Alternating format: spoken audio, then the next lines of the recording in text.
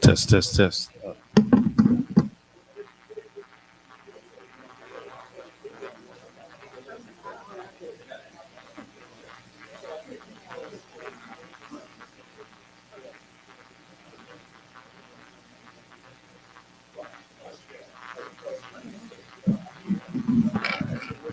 Okay. Okay. When you're done. Okay. Yeah.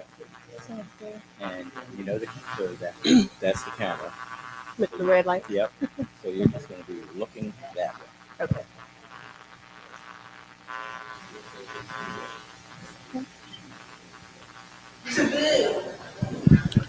Taking advantage of our kindness. And 1, 2. Wow. Okay, thanks. That's okay.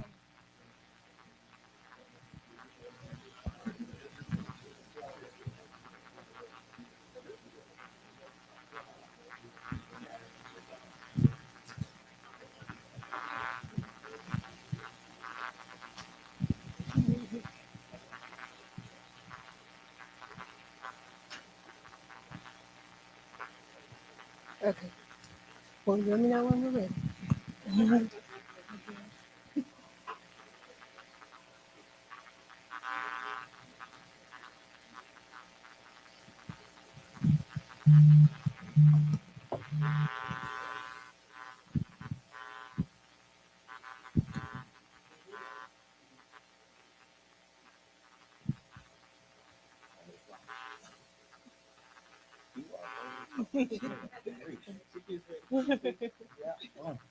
I can always feel it.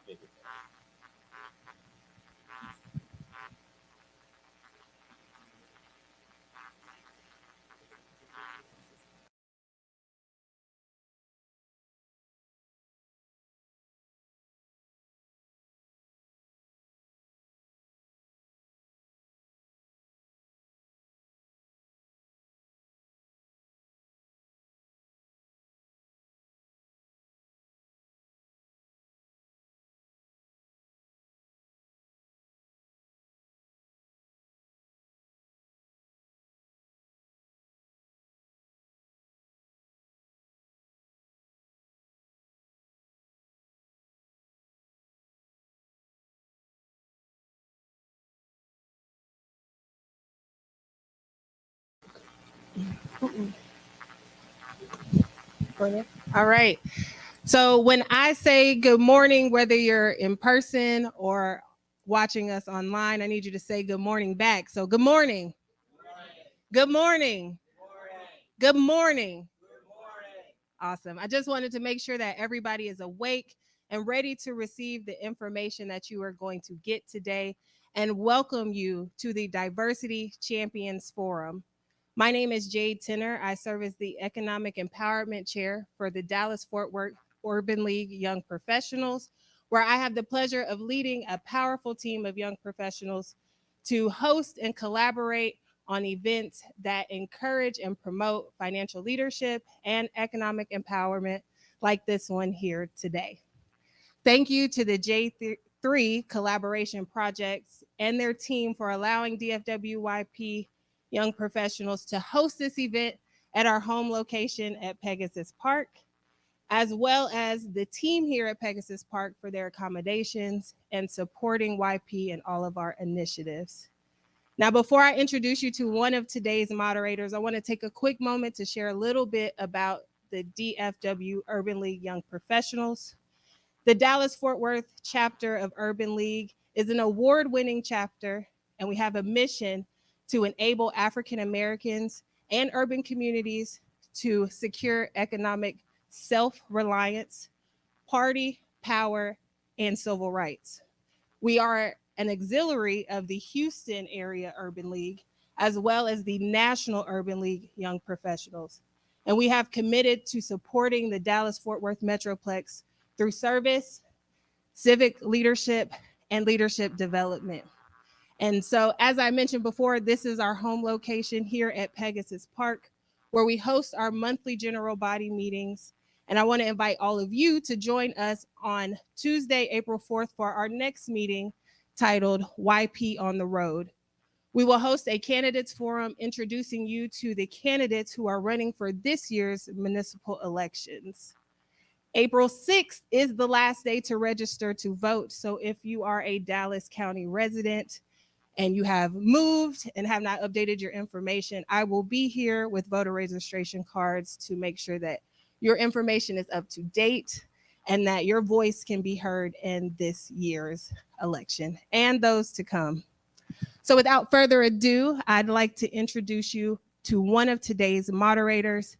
He has over 20 plus years of experience in the telecom industry, and in 2010, deep dove into the world of franchising. He has held the titles of Chief Development Officer, Franchise Consultant, and is now the Franchise Development Director for Homewell Care Services.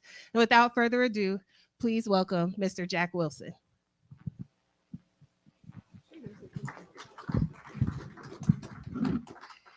Well, thank you very much, Jade, and welcome. Welcome to all of you who are here in attendance and those who are joining us from around the world on YouTube. We're happy to have you.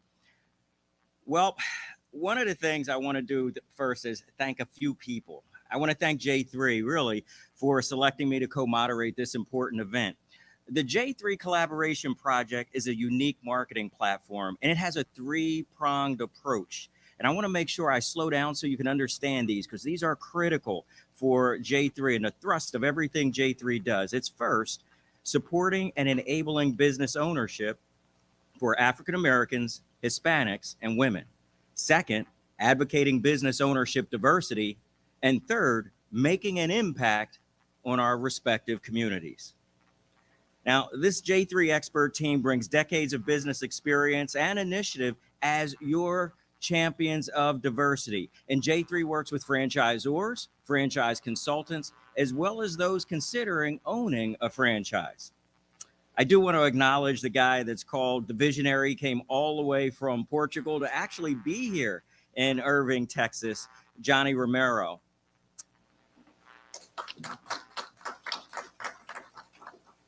And Johnny, along with the Self Esteem Brands, spearheaded this Project 23, the Minority Franchise Ownership Initiative. And this event is really happening due to the hard work of the J3 team, the energy, passion, and expertise of the guests that you'll see today, the host, the City of Dallas Franchise Initiative, and others. And finally, I want to thank the company who I represent, Homewell Care Services, for supporting me in this event. Now, one of the goals of our event today is to educate our attendees and our viewers on franchising, the opportunities that franchising offers, and key players in the world of franchising. I have the pleasure of introducing one of those key players, Ursa Jackson.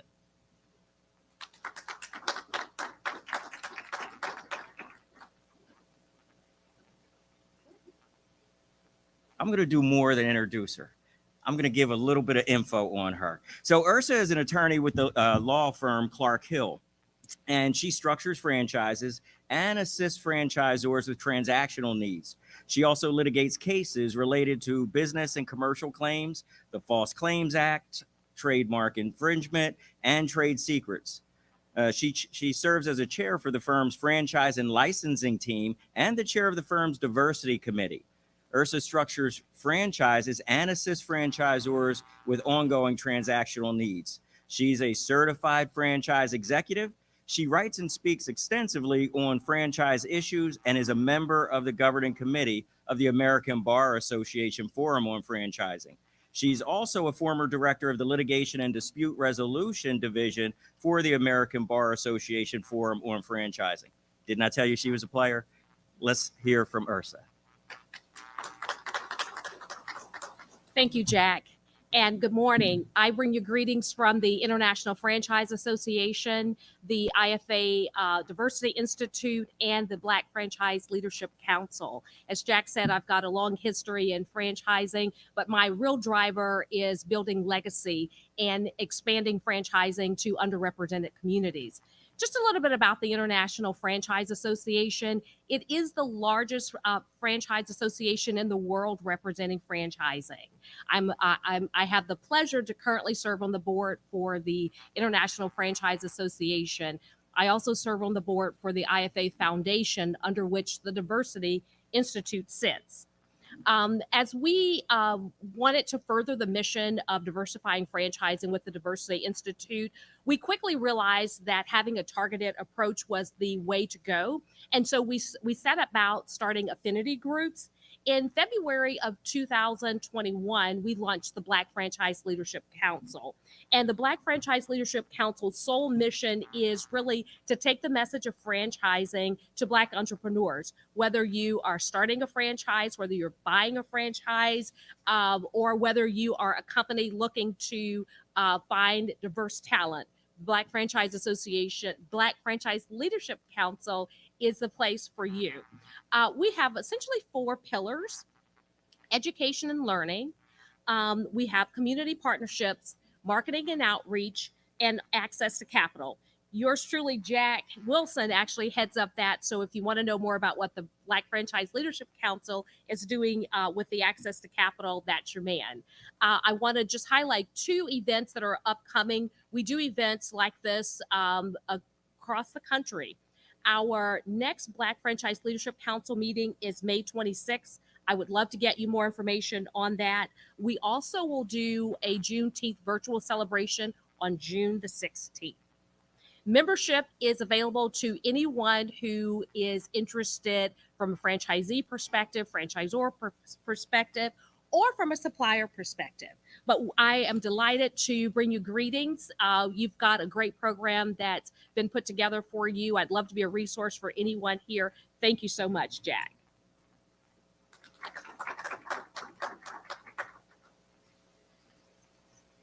All right.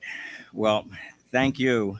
Honestly, that was really nice to hear, Ursa. There's so many things going on. We're so happy to have you here today. So what's today about? Well, the name tells it all. It's the Minority Franchise Ownership Initiative. Business ownership in general is one of the best ways to lay a foundation for building a family legacy and to start one on the path to creating generational wealth. We're here today because we believe that franchising is a viable path to business ownership. Here's just a few facts. Franchising is a major part of the U.S. economy with over 800,000 franchise locations in the United States. More than 25% of franchises are owned by people of color compared to just 17% of independent businesses. And on average, Black-owned franchises earn 2.2 times more profit than their independent counterparts. Now, within the world of franchising, there's lots of support organizations. Ursa mentioned some of them, like the IFA, the International Franchise Association, the IFA Foundation Diversity Institute, the Black Franchise Leadership Council.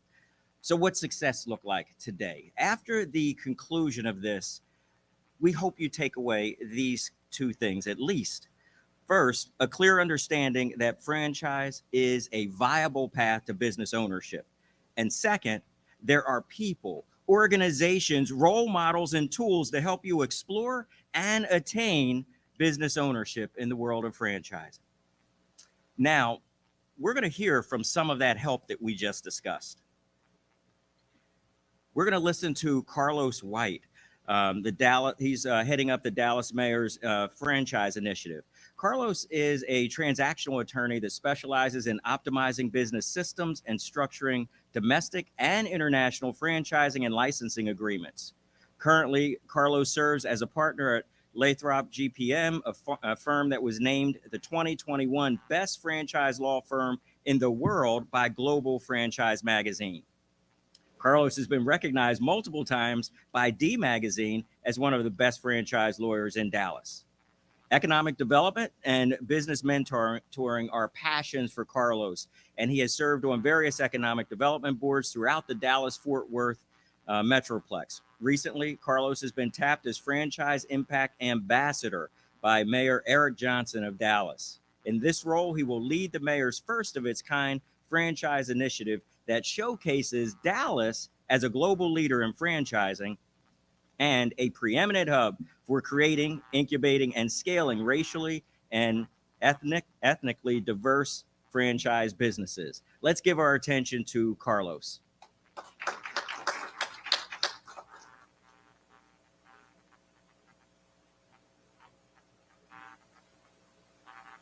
Good morning. Good morning, everyone. Hope everyone is having a great day. It's absolutely a pleasure to be a part of this particular event and J3 collaboration for what they're doing with respect to franchising. Again, my name is Carlos White, but this program is not about me. It's about you all, right? It's important to recognize the importance of franchising as a potential vehicle to help create economic development opportunity and job creation. And in that vein, that's one of the reasons why we developed the Mayor Eric Johnson's franchise initiative. It's so important that before we start getting into specifics about the program, that we acknowledge and we're so thankful to have a mayor like Mayor Eric Johnson with respect to his innovative type program. This is this first of a kind. Throughout his administration, he recognized the importance and intersection of franchising, job creation, and economic development. And that's one of the reasons why we helped develop this franchise initiative. Right now, I think it's important to call upon, because it's important, I think, for people to actually hear from folks that actually done it, as opposed to me claiming how great franchising is. And fortunately, in our audience, we have Tim Williams from Williams Chicken, and we also have Calvin Golden from Wingstop, who helped create the first franchise program from Wingstop. So if you don't mind, I would like for them to come up and kind of give some insights with respect to how important franchising has been to them from a franchisor's perspective, as well as a franchisee's perspective. Tim, first.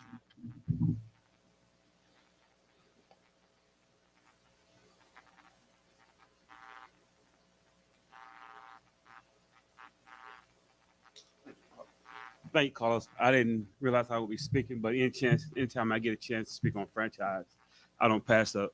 First, I want to say good morning to a lot of people that I know from the IFA.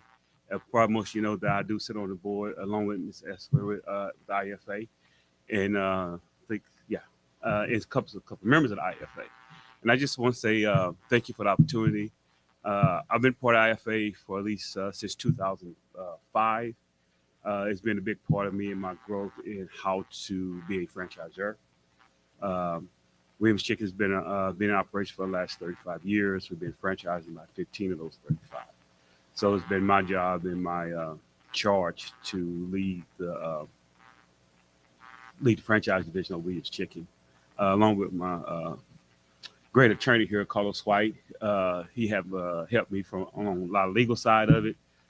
So it's always important to have a good team put together. I tell potential franchise partners, and someone's in the franchise that's interested in the franchise industry, first put your good team together. You need a good CPA, you need a good attorney, so you can navigate some of these roads. And also a banker, so you navigate some of these roads that you're going to need to as you go down this road as a franchisee or a franchisor. I'm not going to talk a whole bunch. But it's great seeing a lot of my friends and people that I know and I consider co-workers, co-board members, co-chair sheriffs. So, Carlos, if you don't have any other questions, I'm good.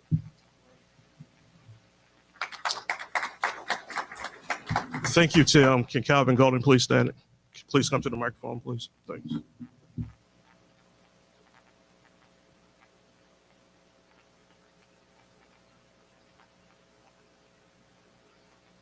Good morning, ladies and gentlemen. My name is Calvin Golden, and I'm a resident of Dallas. I want to welcome all of you here that's not a resident of this fine city of ours. And I was just thinking about how long I've been in the franchise business. Well, I've been doing this thing for about 35 years now. And I started in franchising in 1988 as a franchise salesperson. I sold a service franchise for many years, and we were on the road, and I traveled a lot. This is way before 9/11. So I could literally walk through many of these airports like LaGuardia, O'Hare, DFW, blindfold. I traveled so much. I mean, I literally got a letter, one of my coveted pieces, from Bob Crandall, who was the CEO of American Airlines, saying, "Congratulations, you're the second platinum card issued in the DFW area." Now, people think that's good. All of you all who don't travel, okay?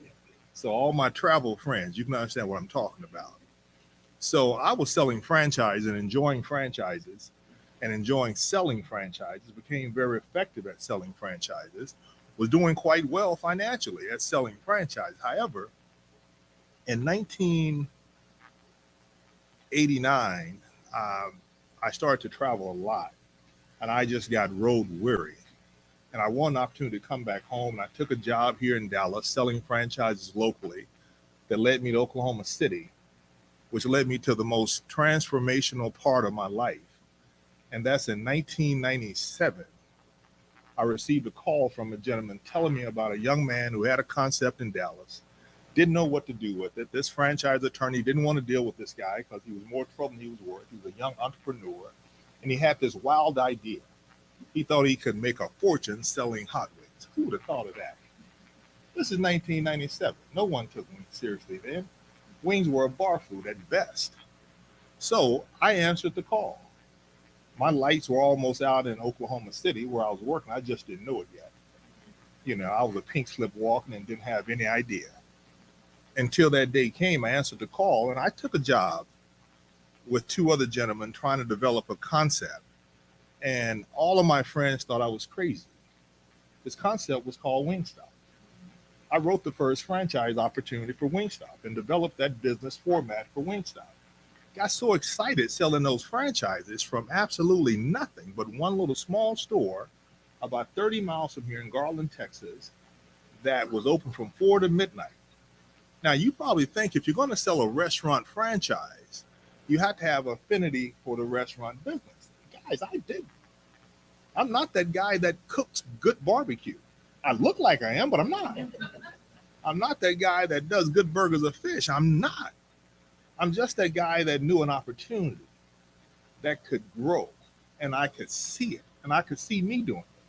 So of the first 13 franchises I sold personally, I bought a store number 5. And I put that store not far from here in the inner city, in a community that was known for a high demographic of African Americans. That store, not only did it succeed, that store exploded. That's when franchise opportunity, economic opportunity became real for me. Now, the good news is you're making money. The bad news is you're too busy to do anything with it. So you have to start developing your systems. And one store eventually led to a dozen stores that I operated. And from that, I was trying to be a franchisor and a franchisee at the same time. So I eventually had to say farewell to my franchisor days and run a multi-million-dollar operation of my own.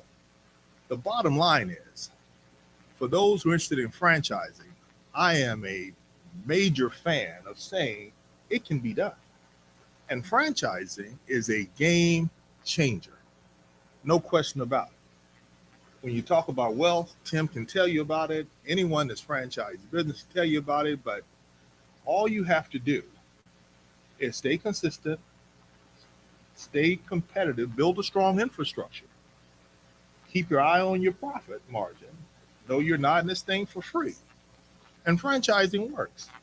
So I can talk all day about franchising. I want to thank Carlos for the opportunity, but it's been a game changer for me. I literally transitioned in December. I'd been doing this 26 years. Wingstop is a publicly traded company now. Corporate called me and say, listen, how much money would it take for you to leave?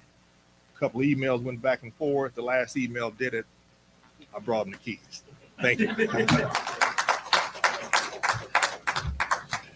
I really appreciate Tim and Calvin for joining us. I think it's important because a lot of organizations, a lot of people talk about franchising generically, but they don't give you any specific nuance. Folks that's actually done it and didn't have to be a rapper nor have to play sports to do it. So I thought that it was so important that we highlight that fact, which goes into why we have the Mary Johnson's Franchise Initiative in Dallas, because we have these particular assets. Dallas is an international city. We have a large number of franchisors. We have at least 8 or 9 franchisees that have over 50 million in revenues. You have your Calvin Goldings, you have your Tim Williams, that's someone that looks like me that can, in order to be successful, as opposed to just talking about generic terms. Organizations are great, but it's about the people. How do we go about connecting the right people so we can build a grassroots effort in order to grow and scale? I think franchising is a game changer, but as with any business model, it's not perfect. So I think one of the things we also need to be able to recognize is what are some of the things that we need to look for in connection with getting into the franchising game. And I want to ask Tim and Calvin just a generic question with respect to anytime with franchising, you have this disclosure document. From Tim's perspective, can you provide me your thoughts regarding how you were able to basically put together your systems together in order to create a franchise system that has helped create a Rainbow Coalition of Millionaires?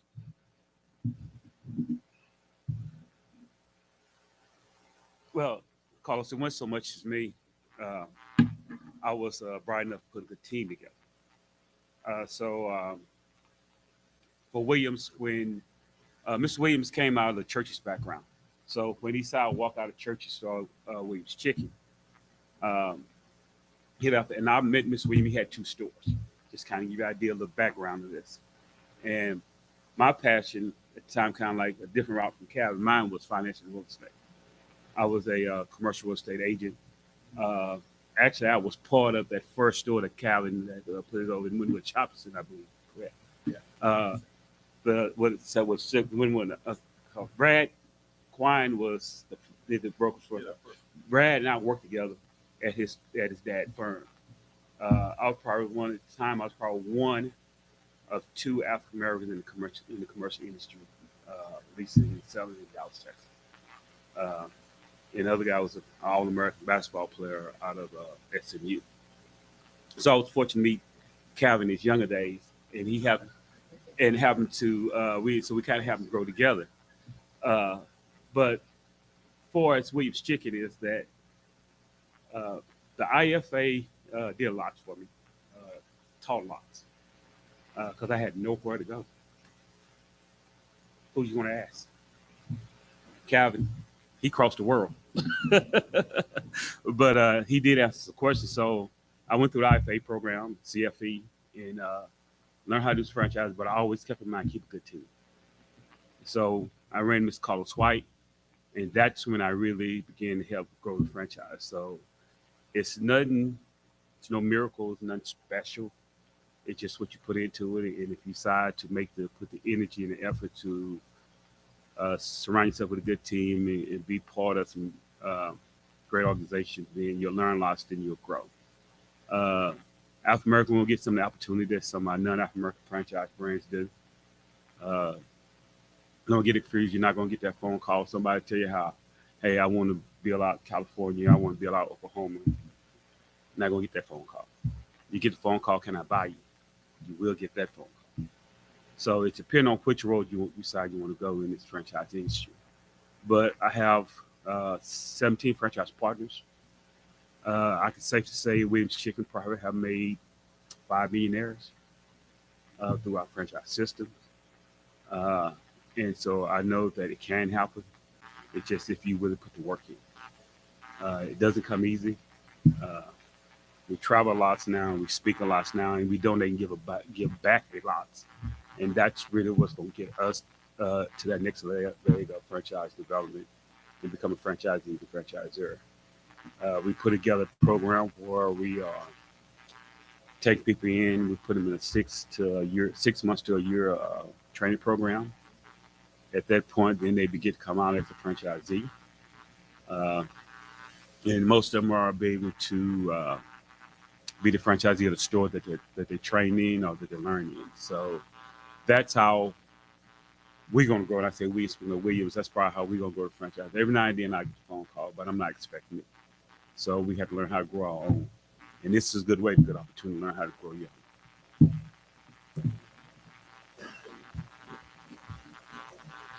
Yeah, thanks so much, Tim, for that insight. I know we're running short on time. Okay, thank you. Well, then, if that's the case, then no. But I think it's so important that one of the things that drew me to franchising is respect that it's a business model that is transparent. What other type of business model in which you have to have a disclosure and things along those lines? I've done a lot of M&A deals, and we do diligence in 90 days, but there's no guidepost with respect to what the system is and what it isn't.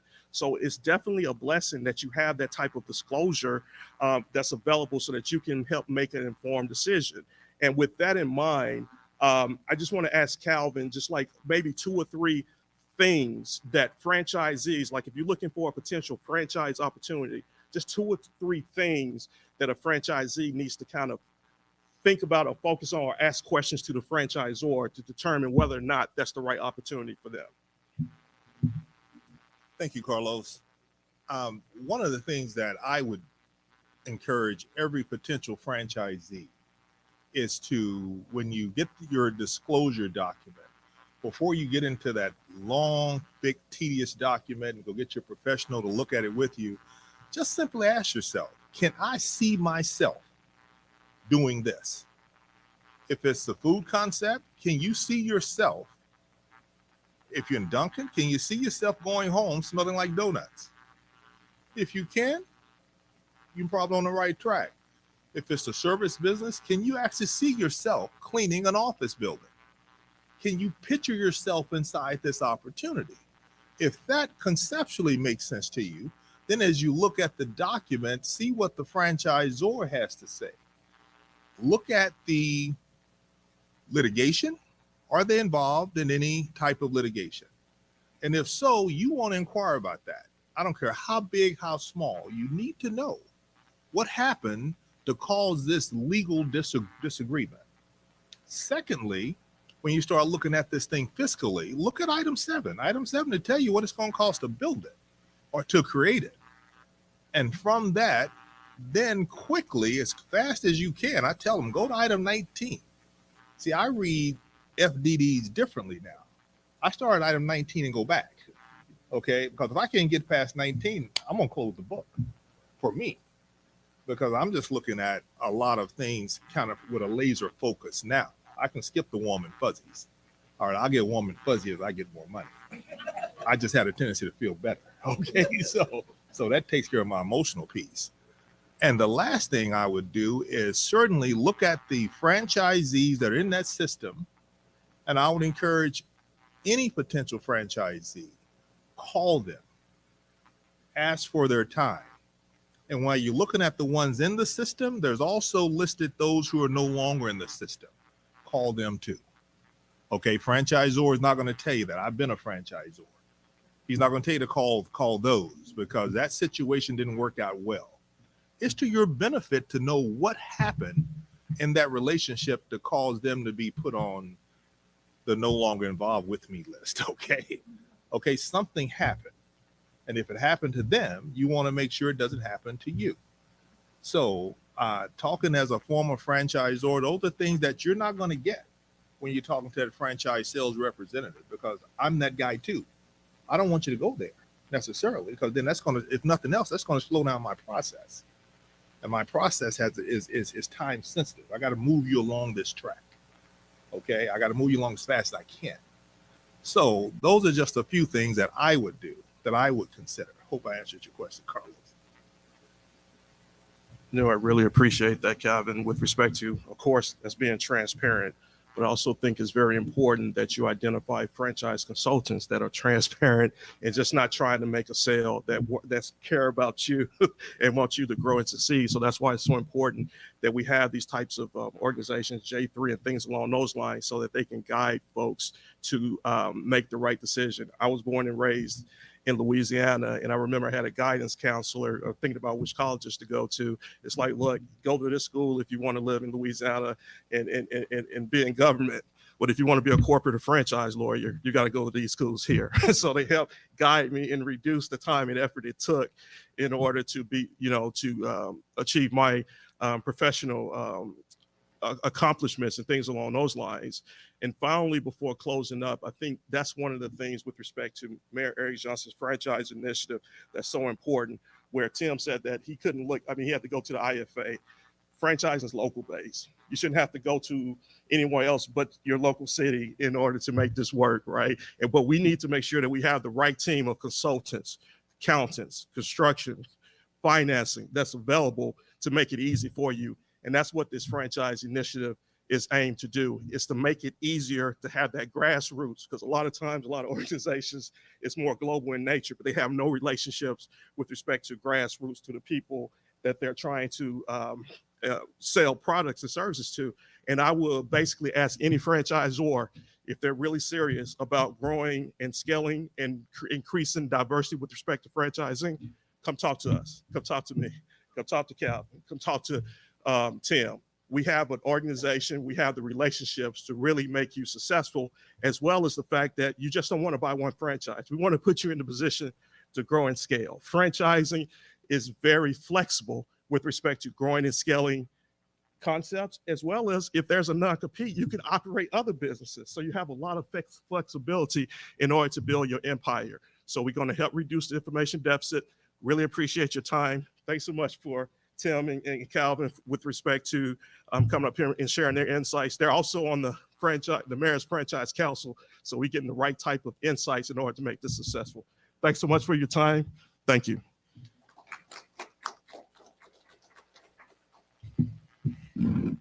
Wow, we got some gems there, did we not? Thank you, Carlos, Calvin, and Tim. And yes, the city of Dallas is certainly setting the pace for educating, equipping, and supporting business ownership through franchising. Now we're going to talk to one of those franchisors who does want to commit to being local. That's why they're here in Dallas, Texas today, and really want to focus on that. We're talking about Tony Nicholson. Tony is the Vice President of Franchise Development at Self Esteem Brands.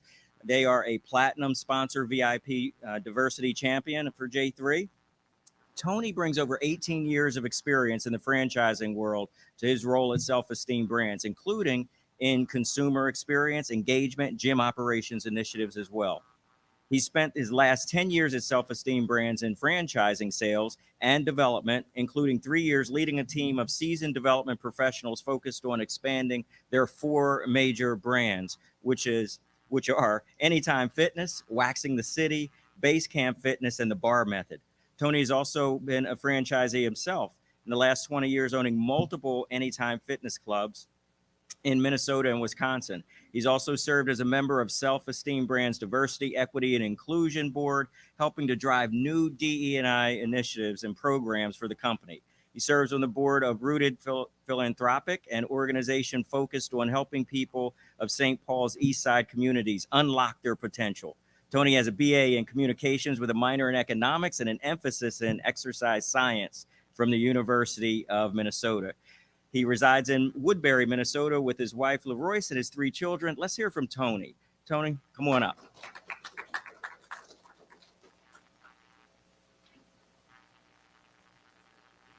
All right, Johnny, can you roll it for me? Is there, volume?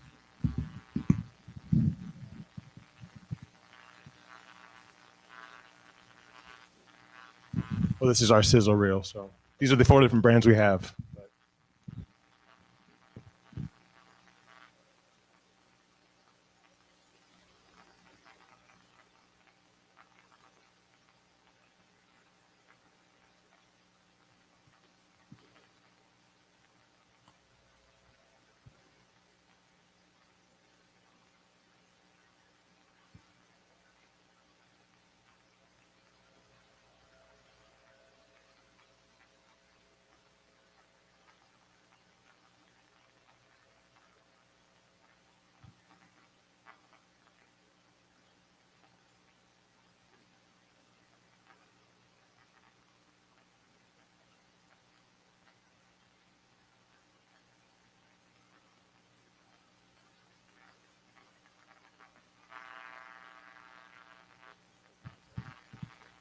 Okay. Good morning, everyone. Good morning, Dallas.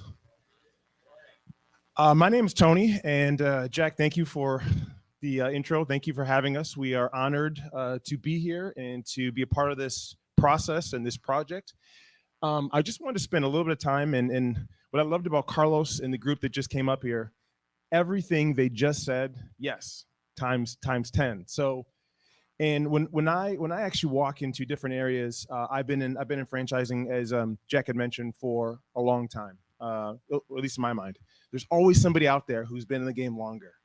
When you go to these different groups, whether it's broker networks, IFA, IFE, multi units, URSA, there's always somebody that has more knowledge, more background. And so me as a franchising now professional, I always try to soak it up. I always try to learn more from those who have paved the way. So, and I'm on the road all the time too. I literally just flew in last night, and I'm hopping on a flight here in about an hour and a half. And so far this year, I've been on 8 trips, and then between now and April 15th, I'll be on, another 4 or 5 more trips. So I travel quite a bit.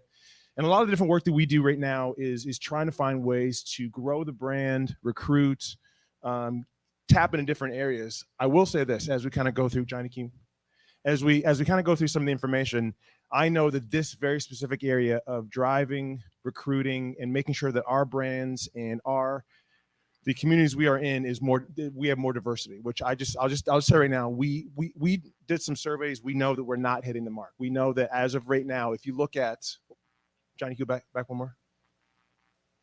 If you look at where we are, what we do, we don't have the representation that we should. And I'll kind of walk through some of the accolades of who we are. But as Jack had mentioned, this is me. I've been around for a long time in the space.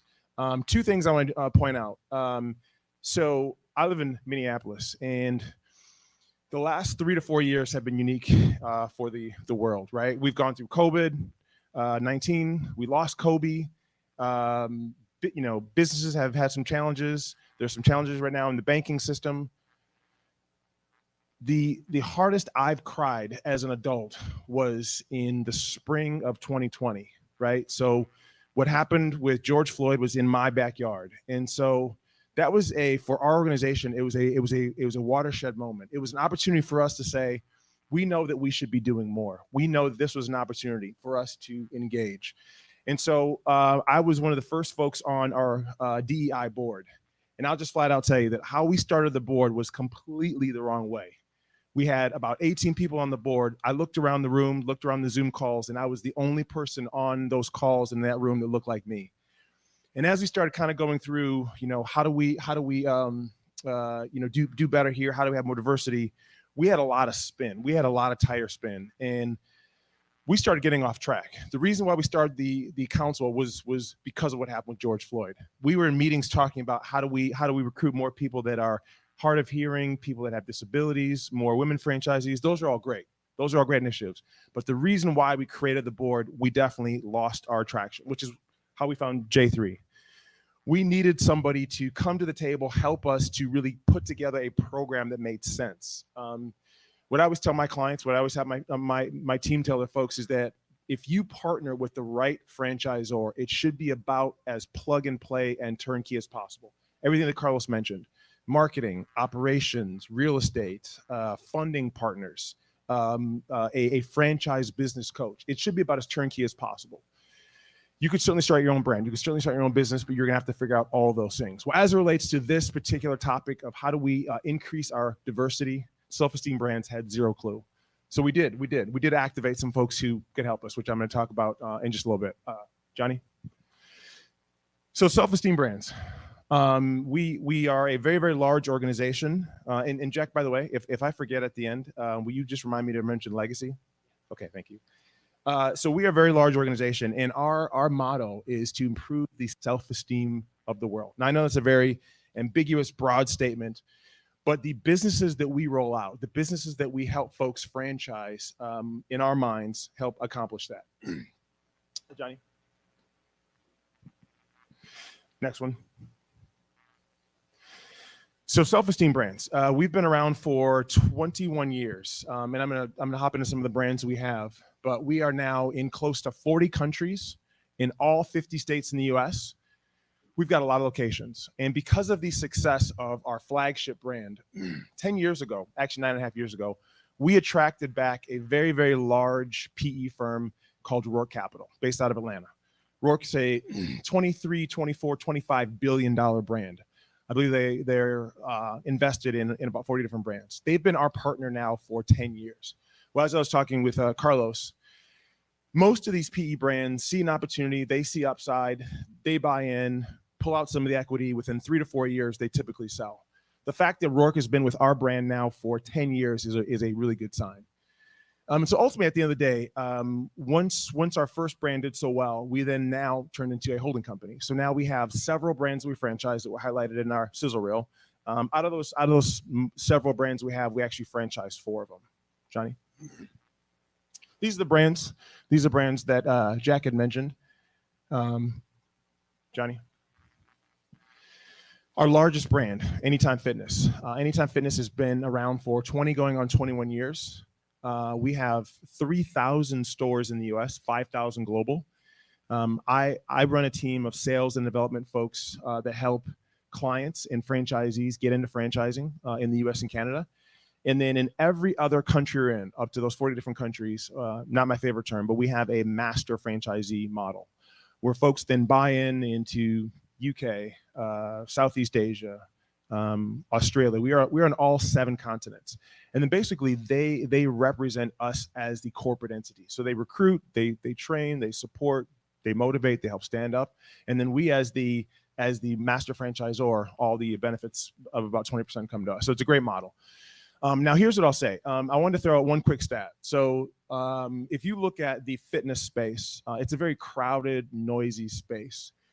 With Anytime Fitness, we think that it's a great model, but it's almost flat. It's almost at this point flat, meaning that the amount of consumers that hop into the space versus the competition, we're at about a 5 to 7% growth rate.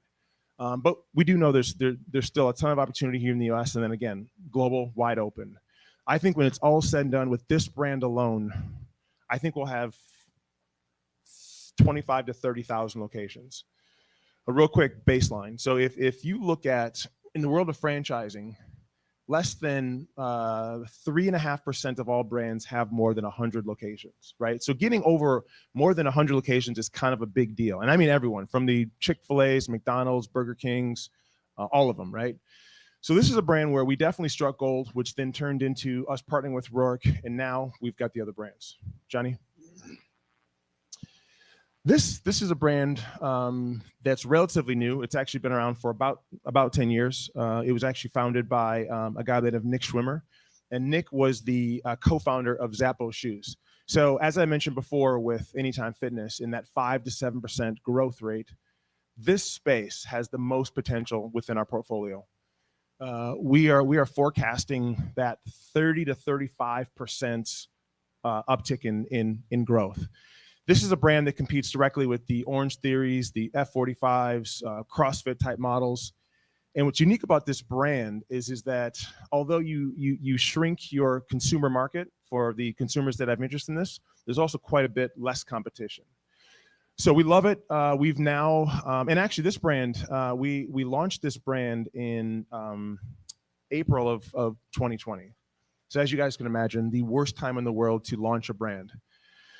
When we acquired the brand, there was 5 locations. Fast forward to today, we've now sold close to 110 licenses in 10 different states. So ton of growth for the model. We're excited about it. We're now launching it internationally as well underneath a different umbrella called Summit. But this is a brand that we've got a lot of excitement about. Johnny?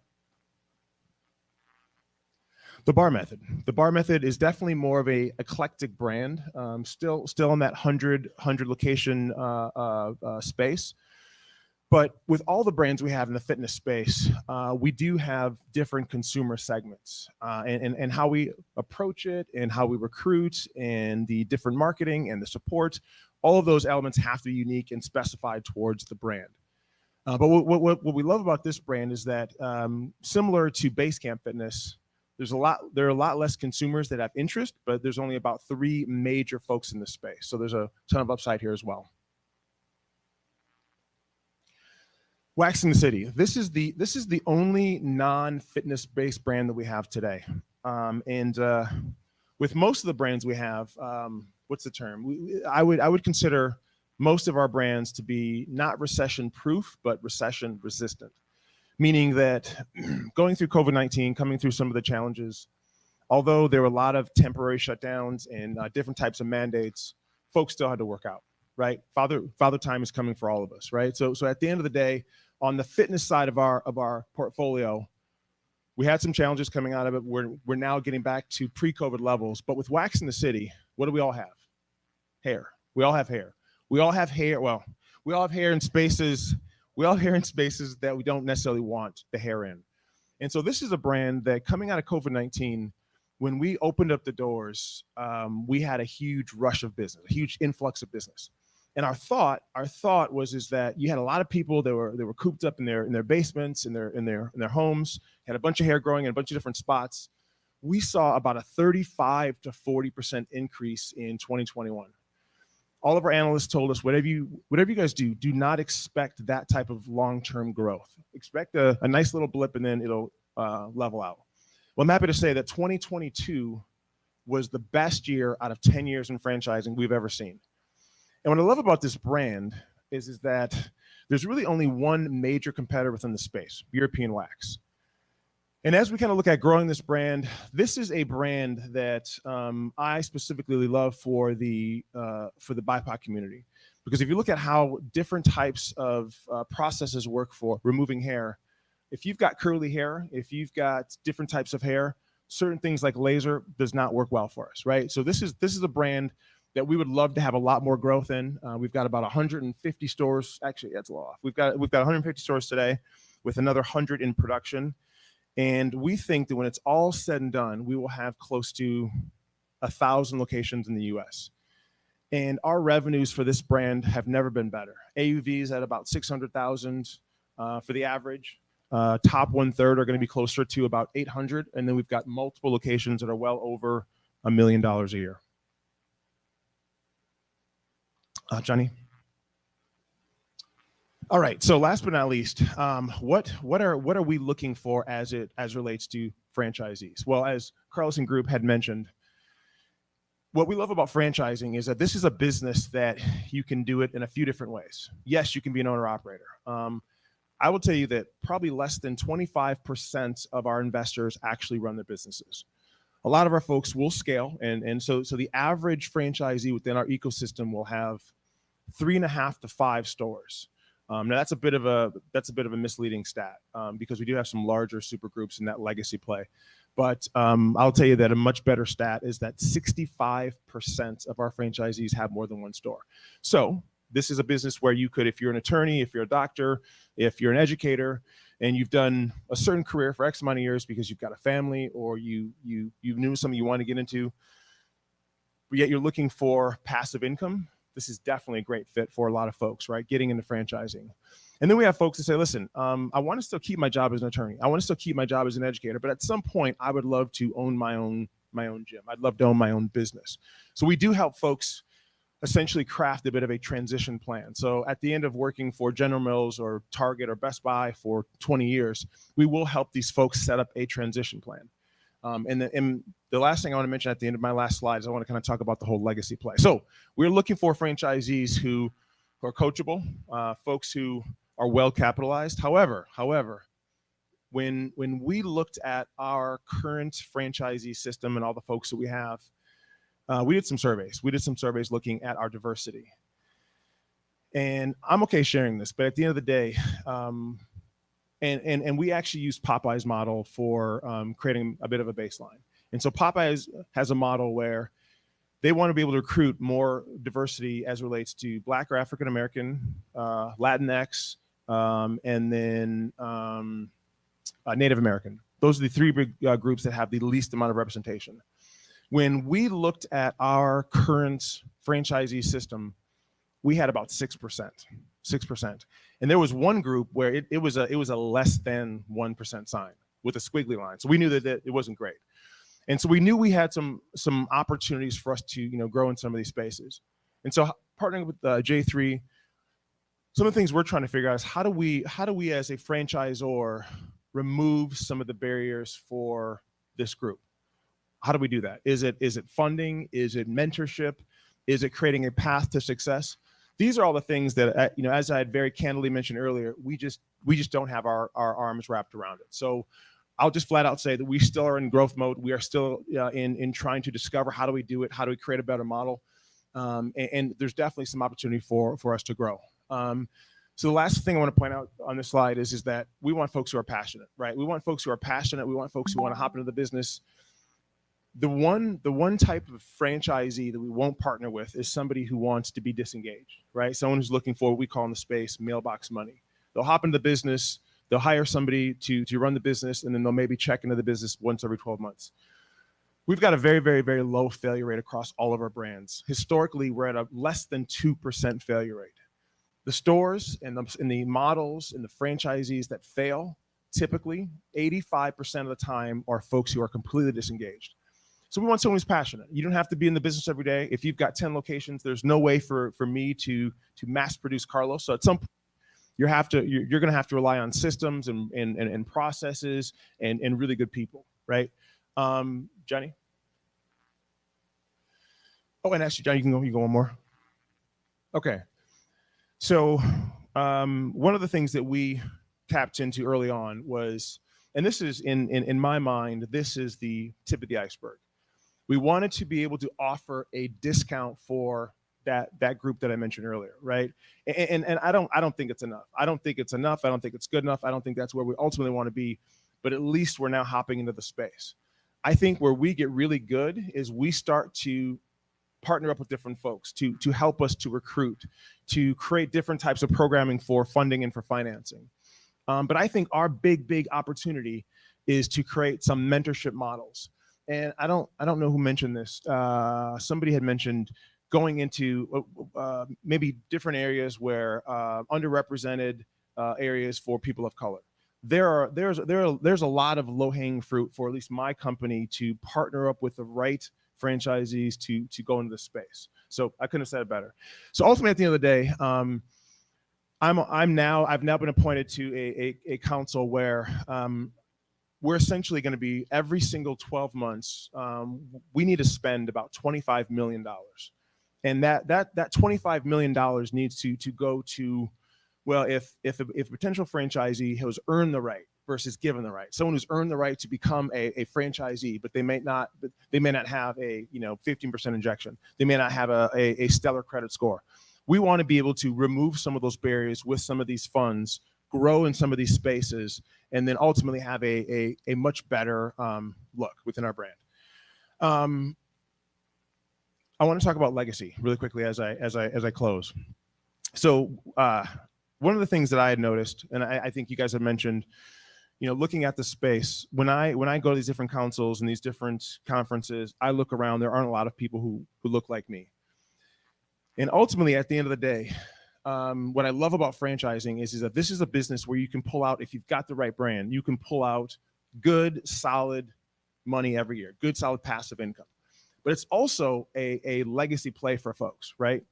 Meaning that not only are you pulling out money, but you're now growing equity within your business, right? So as we become now this very large organization, we now have a lot of PE firms knocking at our doors. And the PE firms are now interested in buying out franchisees who have five plus locations. And so when you look at the value of some of our businesses, the value is typically about 3.5 times EBITDA, right? On the more aggressive side, maybe you say 5, but that's a hard sell. We've got now PE firms that are coming in making offers 14, 15 to 20 times EBITDA. So if an average Anytime Fitness per our 2019, 2020 FDD is at about $200,000 for EBITDA, take that times 3.5, take that times 5, take that times 15. And so now this is a great opportunity for us to be able to not only run a business, be in some more diverse communities, but now have the ability to pass down this legacy business. I was recently at an event where I was with a bunch of different folks who've been in franchising and just business owners. And we kind of all went around the room. We talked about our backgrounds, talked about our families, and 80% of the people in the group either had inherited a business or had their family push down the business to them or kind of brought them into the business. That's not me. That's not me.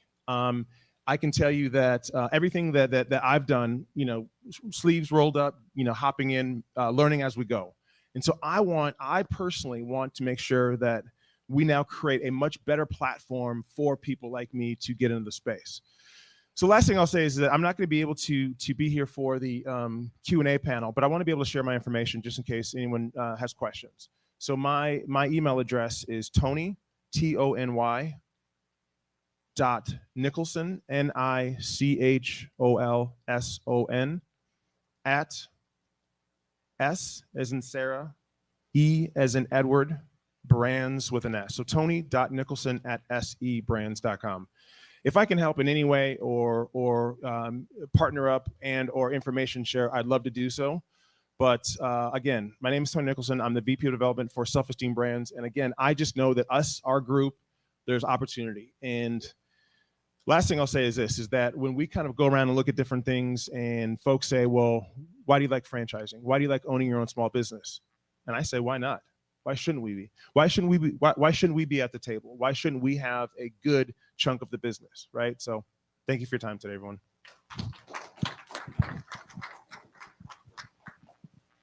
Thank you, Tony. Legacy. I had to remember that word for him. Very nicely done. We certainly appreciate the unique perspective Tony has as both a multi-unit franchisee and leading a team within the franchisor. We're also really appreciative of Self Esteem Brands, their industry-leading diversity initiatives that are now underway. We just saw a few of them up there. So thanks to you and that incredible SEB leadership team. Now, as mentioned, one of the brands of SEB is Waxing the City, and they're popping up all over the place, as Tony mentioned. We have a special guest joining us in live online from Dothan, Alabama. Her name is Melinda Sykes. She owns a Waxing the City. In fact, she's moving beyond a one-unit franchisee at this time. She's the founder of the Business Notebook, Credibility Cure, Alabama Nail Company, and, as mentioned, Waxing the City. She's an accomplished entrepreneur, without a doubt. She has many interests. So she really is focused on working to improve the knowledge gap that inhibits many executives from connecting to their diverse and ever-evolving workforce in a way that really creates positive change. Remember, we talked about that, being change agents. So before pursuing her entrepreneurial adventures, the Troy University MBA graduate honed her talents for a decade in procurement, helping to run a $500 million business. Then in 2017, Melinda birthed Waxing the City in Dothan, Alabama as her first entrepreneurial investment. Her impactful leadership and business acumen quickly rose the business to $1 million business in less than 4 years. Let's give our attention to Melinda.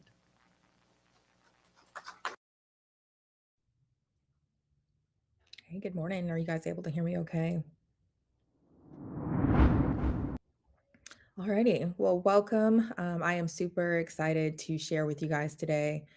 It has definitely been a journey, but I'm excited to be on the panel and also be able to share amongst some amazing speakers, some great knowledge when it comes to franchise ownership. So let's get started. You guys got the first slide up? All right, so like I mentioned, I'll be sharing, we can go to the next slide. I'll be sharing a little bit about my background because I feel like a lot of people get into this space and are a little bit concerned that you need all of these skills or be super accomplished. But I think the secret sauce is that so many of us franchisees are so different. And that honestly is what makes us better overall. But that, your secret sauce is honestly just you. And what makes your journey a little bit different is your unique skills that you bring to the table. So I'll share a little bit about my career journey before Waxing the City and what brought me to Waxing the City. And then we'll get into entrepreneurship with Waxing the City and honestly how it's been a game changer for my life, my family, and also just personally and professionally. So we can get into that. All right. So like I mentioned, I am Melinda Sykes. I'm a franchisee owner of the Waxing the City in Dothan, Alabama. I was born in Japan, raised in Marietta, Georgia, and I've called Dothan home for the last 9 years or so. I actually ended up moving here with a job promotion while I was still in corporate America. So definitely not from Alabama, but I call it home, and it's been good so far. Um, I currently sit on the board.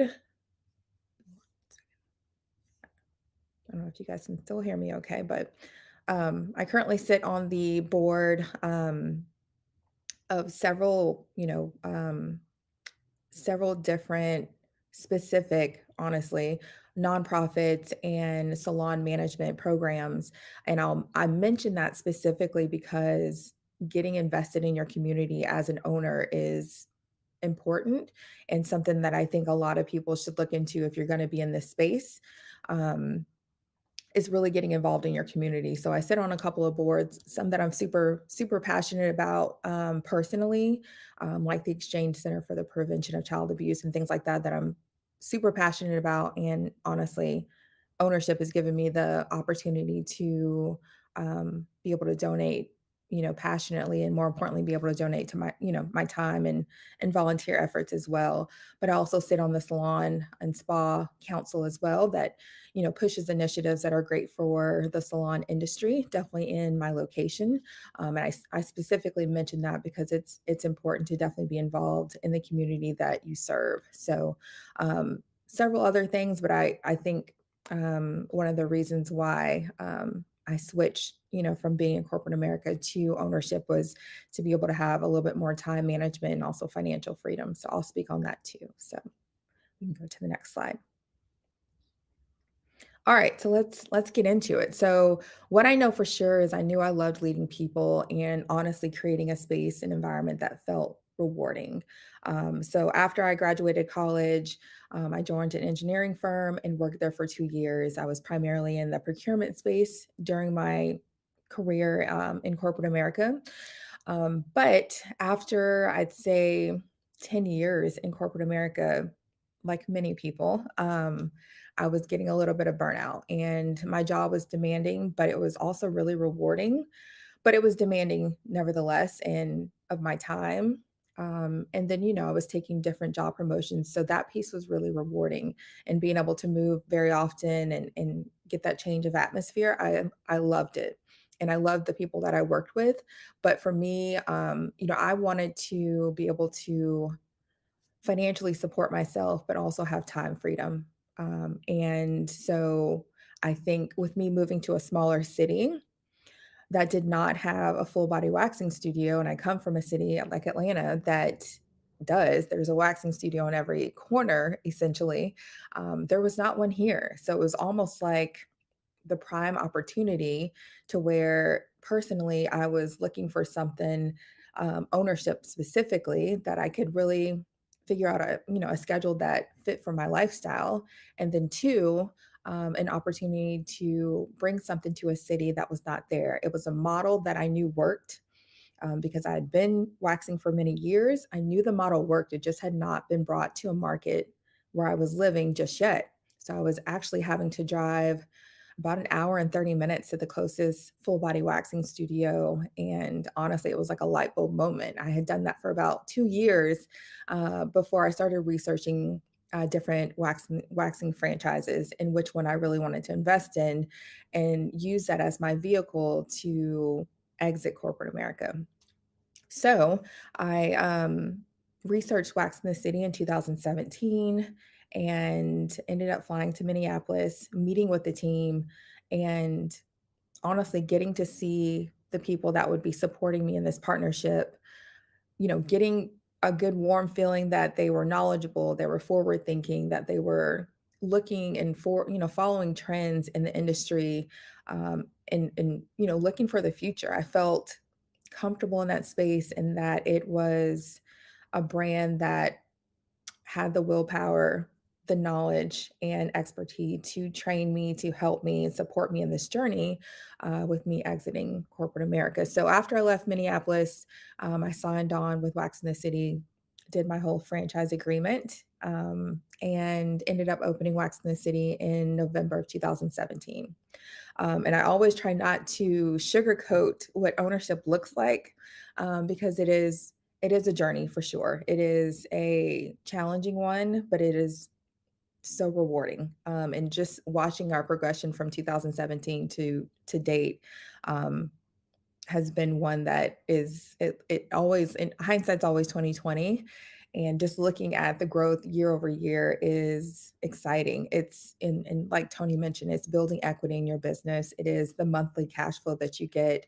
It is all of those things. So super exciting to have made that transition in 2017. But I also talk about acknowledging the gap, right? So acknowledging the gap, and I mean that in the space of a lot of us get really concerned about going into ownership because we don't know everything, right? So there's so much learning and building a business, but the two things that I would definitely say is finding supportive spaces and following the franchise model, right? So the franchise model is proven time and time again. There's several locations.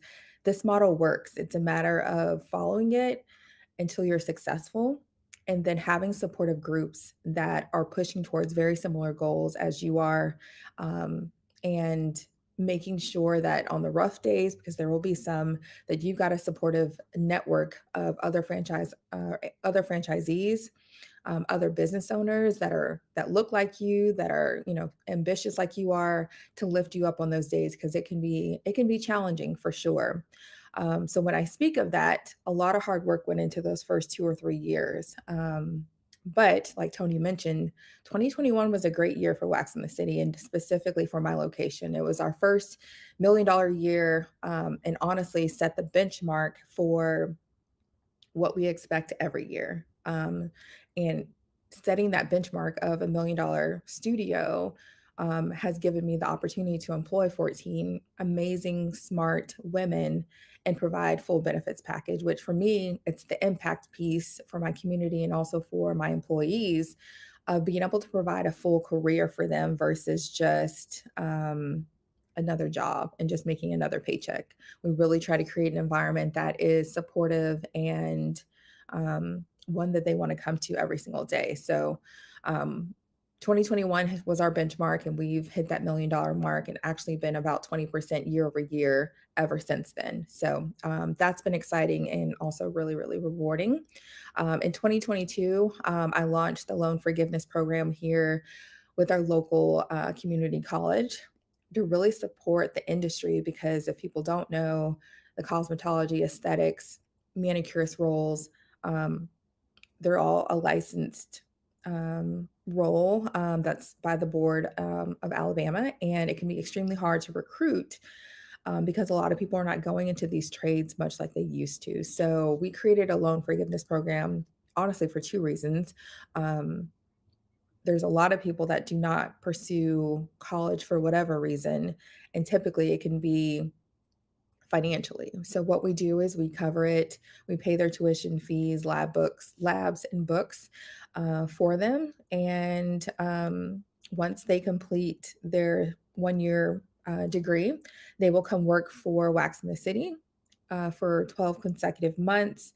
And after then, they owe us nothing. So they can literally come out of school completely debt free with a very good high paying job with full benefits. And I think that is such a luxury for, young men and women that are 18, 19 years old, just figuring out their life to be able to go to school and also have a job lined up immediately after college. So that is the impact piece that I love and I think is super rewarding as an owner.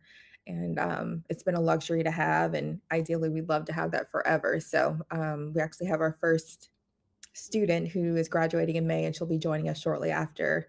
That's our first person out of the program. So that's been rewarding and hopefully successful for future years. So, speaking of that, I wanted to speak a little bit about my franchisee experience. So, when we talk about being a franchisee, it's truly a partnership. Like you are in marriage with the brand, and so your hopes and future aspirations are completely partnered with hoping that they're moving in the same direction or in a positive direction. And I can definitely say that Wax in the City has done that. If they've come so far in the 5 years that I've been with them, but always moving with what our industry data and trends show us, which is what you can only hope for. And so what that looks like is just from assistance from construction to opening, it's operating procedures there, roadmap to success, just absolute blueprints of what the business should look like, benchmarks. You're getting a whole network of people from marketing to sales to recruiting help, even other franchisees who have been in the network already for several years. They can share knowledge with you and access to best practices that can definitely help your business grow quicker and faster. And also just be able to help you overall of what that looks like of running the day-to-day and operational tools. That's what the beauty of a franchise model is versus going off on your own and creating your own brand or whatever. You're not going to get this out of the gates. And definitely that building the network is so instrumental because you can speak with owners that have been in the business 10 or 15 years to owners that are still in construction phase, and that knowledge shared between the two is game changer for sure. If you can talk with someone who's running the exact same business as you are and get knowledge from them, to do's and things not to do, that can game change. That can really game change your business. So having that network is honestly been so fruitful for me. And honestly, when I talk about Wax in the City, I get pretty passionate about it because I can honestly say it's changed my life personally and professionally. And everything that I was hoping for going into it has came to fruition. So from the time freedom, me running $1 million business and me being able to be there, but not having to be there because I run a pretty tight ship. I will not sugarcoat that at all. I run a pretty tight ship, but I absolutely treasure my employees, and I know that that business does not run without them. Um, but being able to have the time freedom to spend with my parents who are retired and travel with them, and also having the financial freedom that it's brought me to invest in other things is exactly what I went into the brand for. And to know that it's come to life and honestly more than I could have ever imagined for us to be a top studio. I knew we would do well, but I did not know we would do this well, and continue to do so well. So it's just been a blessing overall. And I think more people should honestly look into the franchise model and business and like they mentioned about these legacy plans, like there's so much more to it, for your family and to be able to pass down these businesses and build the equity. It's game changer for people that look like me. And I just, I hope that forums like this really create the opportunity for that knowledge to be shared quicker and faster, and for it to be a good thing for specifically women, but definitely people that look like me as well. So I'm excited and thankful. Keys to my success, I share these, and I know that I think Tony mentioned this as well, is that they look for franchisees that are coachable. And it's the first thing that I had put on my slide is I remain teachable and coachable for sure. There's a level of humility that you'll see in a lot of successful owners. And I think being teachable and coachable is a piece of that as well.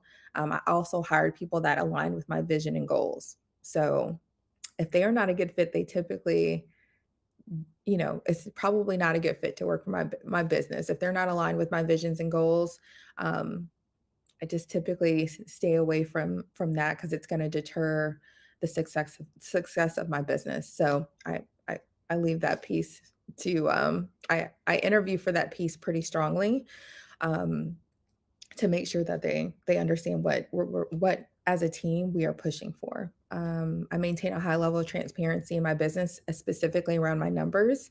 I'm actually actively involved in the community for sure, invested in my business time and money. There's, no retail or no time I won't spend on investing in my business consistently. And I require a high level of accountability that I mentioned.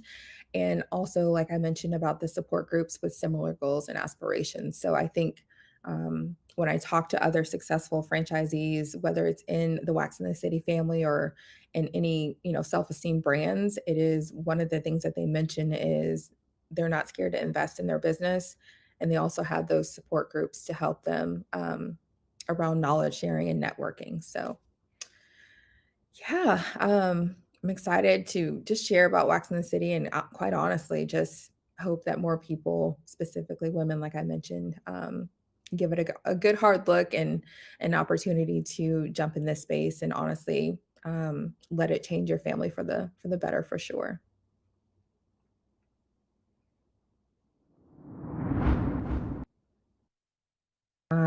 Let it change your family for the better, for sure.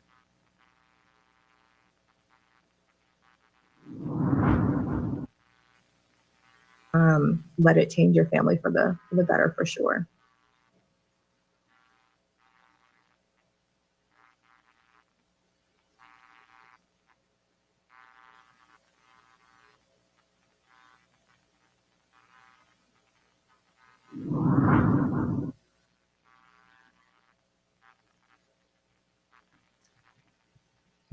Well, we're back here, and wow, what an inspiring and really role model view we just saw for all those who've considered business ownership through franchising. We really thank you, Melinda, for sharing that and for being with us today. Now, you know, we've talked about business ownership, right? So we'd be remiss if we talked about business ownership, but ignored one of the biggest hurdles. What is that? It's access to capital, right? That's why our next guest is here. And once we filled him in on this minority franchise ownership initiative, he jumped in with 2 feet. So I'd like to introduce him. His name is Anthony Williams. Anthony is with ACAP, AltCap rather. He's the Texas Market President for AltCap, which is a CDFI. That's a community development financial institution that invests in underserved communities throughout Missouri and Texas. They deploy capital through innovative financing products, targeted small businesses, and economic development programming and partnerships that help build an inclusive ecosystem of entrepreneurship. Since 2005, AltCap has delivered nearly $200 million in new market tax credits and $7 million in small business financing to community-driven real estate development projects and to entrepreneurs who've been left out of the financial mainstream. AltCap believes that aligning financial, social, and environmental and human capital creates stronger communities and a thriving, inclusive economy. Now, there's a little bit more about Anthony, and he probably won't share all of this, but he's also the managing director for Equity Square. And previously, Anthony was the president and CEO of the Minority Supplier Development Council in Kansas City, which focused on fostering business relationships at both the state and the local level with nearly 100 corporations and over 300 certified minority business enterprises, MBEs. And what did that result in? A cumulative economic impact of $10.6 billion in revenue and over 34,000 jobs. Let's hear from Anthony. Mr. Williams, please.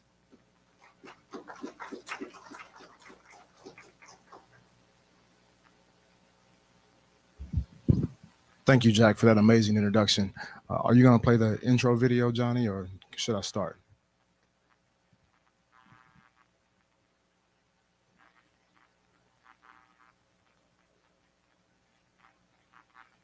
If not, I can roll. So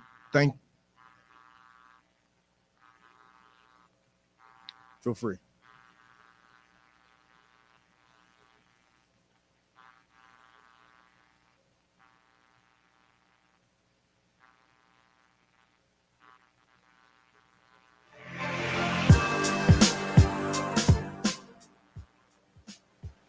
My name. I just wanted to hear the beat. I like the music.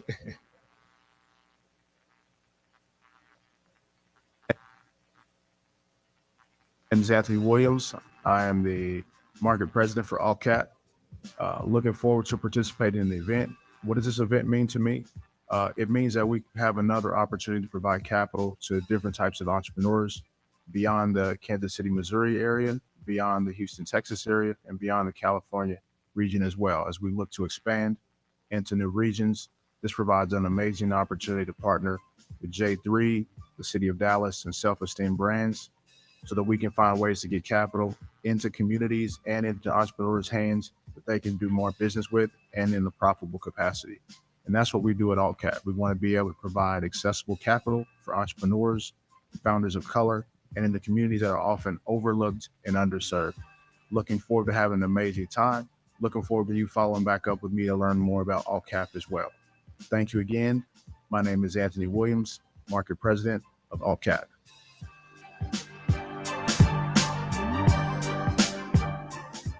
Selfishly, I just wanted to hear the music.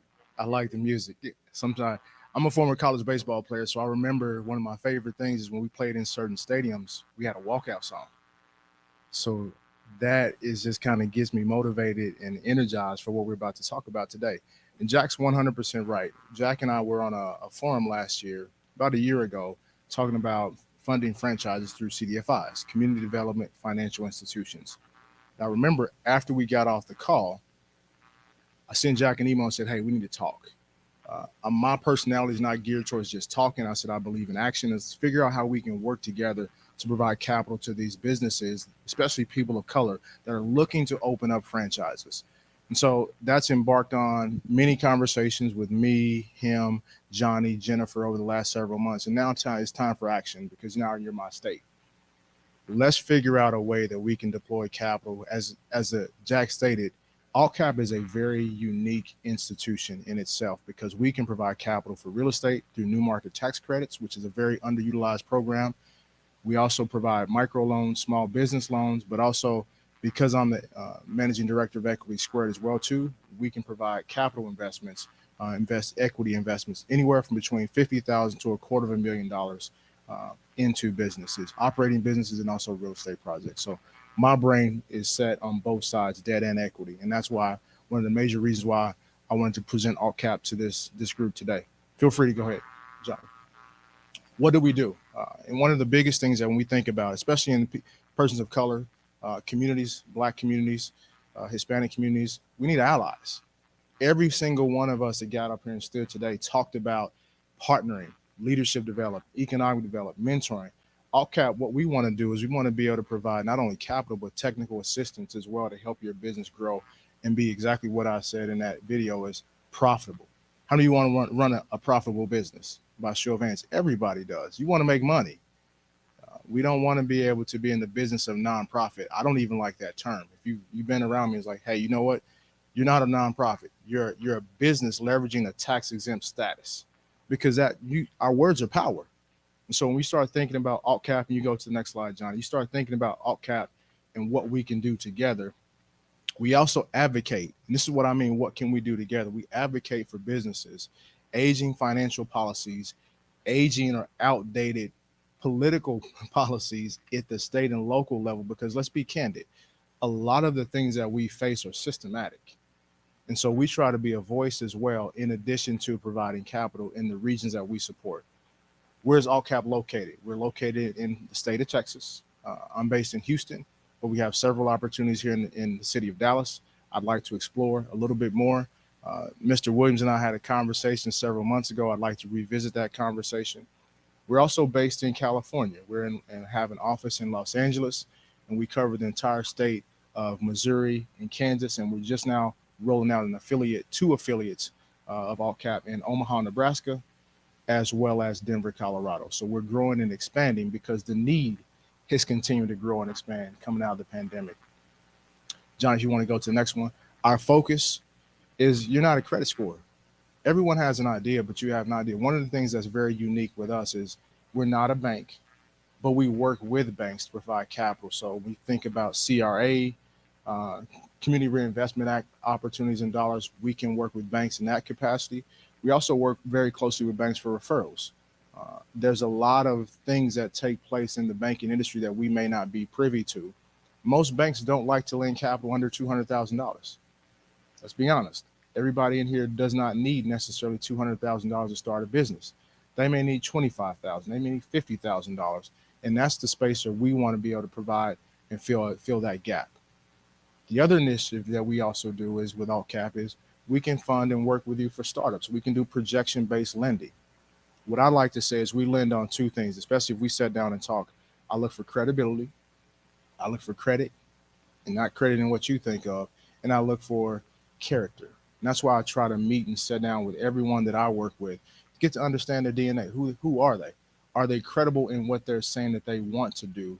And can the community rally around and support it? That's what makes franchises successful, is the community support, not just the business support, but can the community rally behind you in that initiative? Is there a true need? And so as we look and as we sit down, everyone in here has an idea. Guess what? It's the best time in the world to start a business, because you don't have to you don't have to have a degree. All you gotta do is have an idea. Let's sit down and talk about an idea. If there's some technical assistance, we partner with the SBDCs, we partner with economic development centers, and we partner with other business consultants. We'd easily be a good partner for the franchise business coaches as well too, because we can show how we can fit into the capital stack, as well as if you're working with an SBA lender, we can figure out how we can work and partner. Our goal is to be exactly what we say we are, is a CDFI, Community Development Financial Institution. Next slide, please. You have passion, we see you. One of the first things I go into is when I go into a new region. I've traveled a lot for business purposes. I pick up the newspaper and I'll pick up the business journal. Why am I picking those things up? Is because I want to continue to learn and see what opportunities are in a region. So if we have an opportunity to grow and expand in those areas, we're already familiar with those markets. But also, if you've ever sat down and you've traveled with me or you get to know me, I don't like supporting big box. And I'm not afraid to say this, because the local community is really people look like us in the room.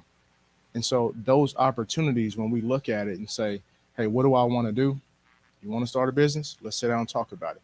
Is it a franchise opportunity, or is it an entrepreneurial opportunity? And that's what we really want to do. The local businesses drive the economy. Next slide. What do we do? Lend money, make change. Let's think about that. Capital, when you start deploying capital, it strengthens the community. What does it do? It creates jobs, it creates tax bases, and it creates other opportunities and inspires other people to start businesses. I don't know about you, but I have a daughter that just graduated. The cost of college is expensive. Now, she was fortunate enough to get some scholarships and get some other things, but she went to TCU. And if anybody's familiar with Texas Christian University, that's a private school. Real private, exactly. And so one of the things that I had to try and push her to do was, hey, let's figure this thing out. You got a journalism degree, you were helping write papers, and you were tutoring athletes, and you were working with the athletic department. Let's figure out we can get you a business. And I forced her to start her LLC. The reason being was because I want to teach entrepreneurship and teach her how to make money instead of just working at a job or working for someone else. And that's why we start thinking about, when you start thinking about businesses and business development, that next generation that's coming up, they may not want to go to college for 4 years. They may want to do what some people in this room is doing. They want to start their own business. Just like the lady Melinda just said, she's empowering people at 18 to 19 to 20 years old to become estheticians and working in the industry with no debt. That's a huge win for those people. One thing I'd like to say as well too is we are stable. You see some of the things that we have with the banks and the banking industry, that we're pretty stable. We raise capital through banks, we raise capital through foundations, we raise capital through grants, and we also have corporations that support us, and we have impact investors that support us as well too. So we're a very well capitalized organization for we can lend money. Our interest rates we typically do ranges from 8 to 12%. I've yet to see anything go to double digits as of yet, but because of our sources and how we raise capital, that may change. Just to be very candid with you. Our typical loans, 3 years. What we look at beyond 3 years, if we do, we'll typically cap it at 5. But we also do some flexibility. We ask questions on our application that most people don't. Now, whether we can help you in this regard, I'll state it, but we ask a question on our application is, what would you like your monthly payment to be? Obviously, we can't say 0, but we want you to think about regionally, how does this fit in your budget when we start looking at your projections and we start looking at your debt to income ratio. Next slide. What is our impact? We can talk about money. We can talk about what we do. Our impact is pretty straightforward. You think about, we've got $32 million that we've deployed to over 800 small businesses. AltCap started out as a new market tax credit entity, investing and working with businesses that wanted to grow in targeted communities. We spun up our lending program about 8 years ago, and we started out purely just with micro lending. So that $32 million is over 8 years, and that doesn't quantify, or it doesn't include the numbers that we had last year. Last year, we did about $4 million in loans, which is a huge number, probably more successful than we realized. We're probably on target to do that, to double that this year with the work in our new markets. Average loan by this data standard is about 40K. Realistically, it's probably jumped up to about $56,000. What we look at as a micro loan may not be a micro loan anymore because of inflation, but also because of increased capital needs for businesses that they want to survive.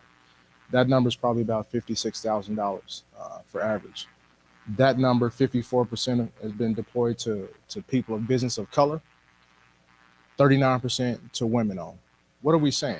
We're really community focused, we're really community driven, and we want to make sure that the communities that we support and that we're in have the capital so that they can have an impact in their communities, but also with their families.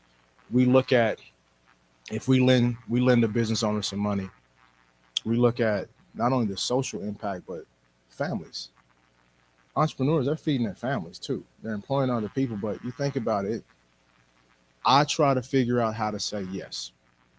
And I can't say yes to everybody. I have not said yes to everybody, but if you sit down in front of me and you say you have a $100,000 loan request, we go through and start looking at the numbers, and I'm educating you on certain things.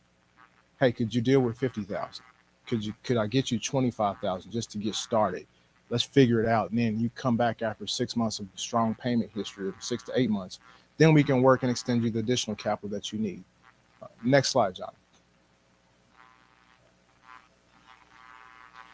As we think about AltCap as well too, in closing, what we want to do is meet entrepreneurs where they are. We have innovative lending solutions. What does that mean? We're rolling out a new product. Could be said, could partner very well with franchises.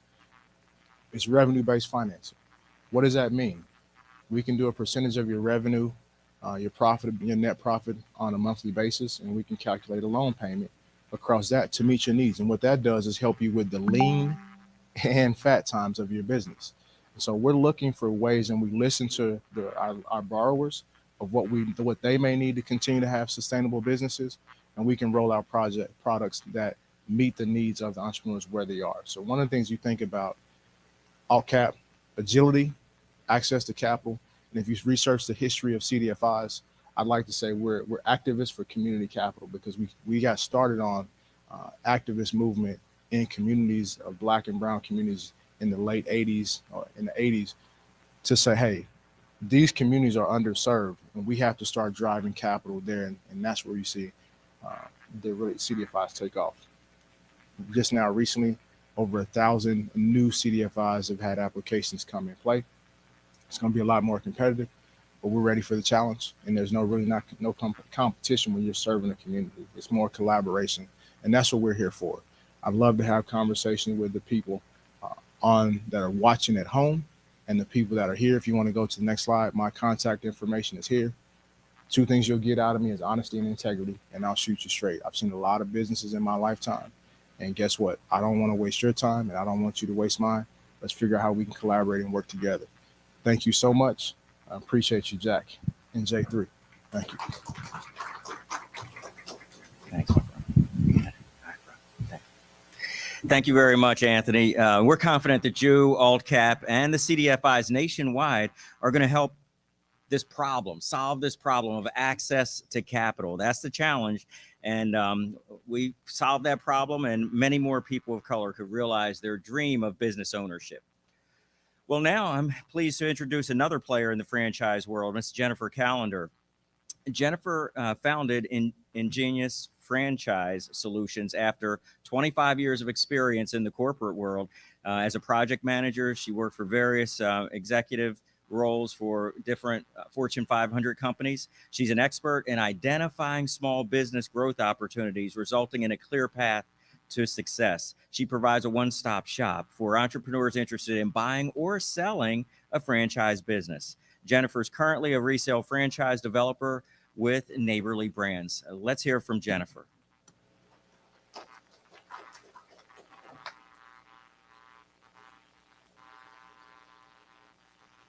thank you, Jack. And I am grateful for Neighborly believing in this forum enough to send me to represent Neighborly. And then I hope that you're hearing a common theme across all of the speakers and it's resonating with you what J3 is essentially all about. We're advocates for exposing and supporting African Americans in our community. I've always thought that lack of exposure is no indication of your success because I think that that's solvable. Lack of exposure is solvable. And that's what we're about today. We're about solving the fact that, there are resources, there are support arms to help you essentially embark upon franchise business opportunity. So to that end, I've seen this done a couple of times, and I'm going to try to do it justice. I'm going to take us and walk us through a self visualization project activity, if you will. And we use this sometimes within Neighborly if we were coming upon someone that's kind of on the fence of understanding whether or not they want to move forward with franchise business ownership or just want to understand, is this the right thing for me? So let's start off. So if you are out there virtually and in the room, take a piece of paper and turn it sideways. I think that's landscape size. So let's start there. Take one piece of paper and turn it sideways. On that piece of paper, I want you to draw a line in half to dissect that piece of paper in half.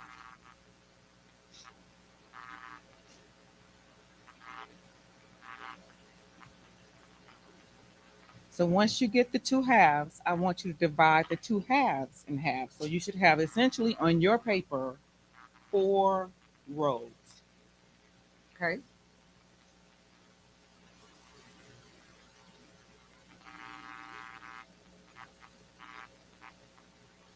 I see others still kind of waiting here. So I'm going to give you a little time because I really want this to resonate with folks.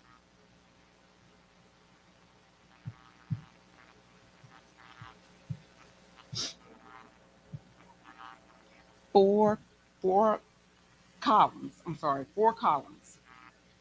So dissect your paper in half, and then each half get half. So you have 4 rows essentially.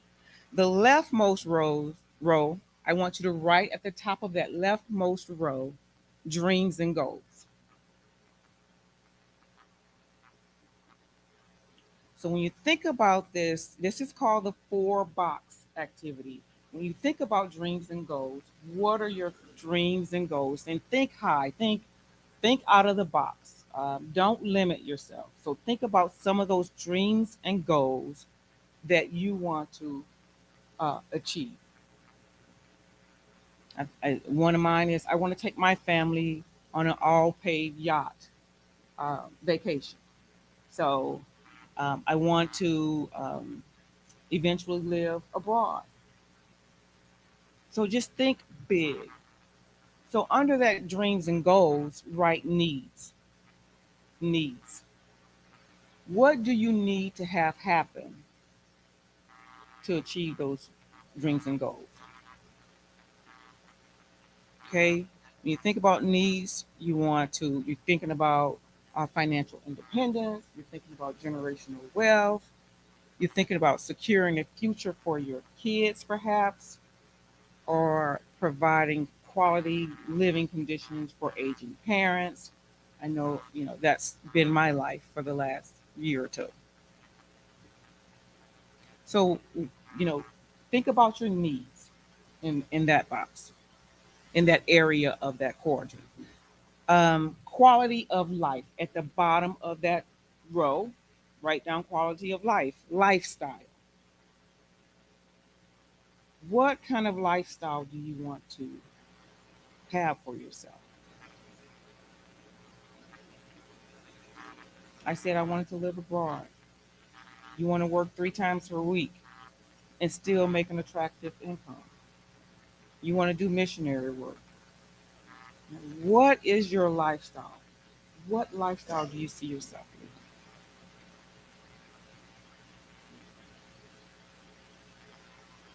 in? Okay. Once you have that second row, simply write yes or no. The word yes or no. Now, when you look at yes or no, circle the answer to the question, are you on track for achieving your dreams and goals, your needs, and your lifestyle? So if nothing changed within the next 3 years, would you be on goal to achieve your dreams and goals, your needs, and your lifestyle requirements? If the answer is no, then something needs to change. Okay? If the answer is yes, congratulations, you're on track. You're doing what you need to do. But if the answer is no, let's talk about the no answer. So either you need to invest more, get a second job, and in our case, the reason we're here today, maybe you need to get into business ownership. So the third column, let's explore that business ownership. So if your answer is no, and the answer for you is business ownership, so what type of business? Write that at the top of that third column. What type of business? Franchise, independent, blah, blah, blah. Under what type of business, write what size of business. So what is that number you need to hit in revenue, gross sales to ensure your dreams and goals, your needs, and your lifestyle requirements?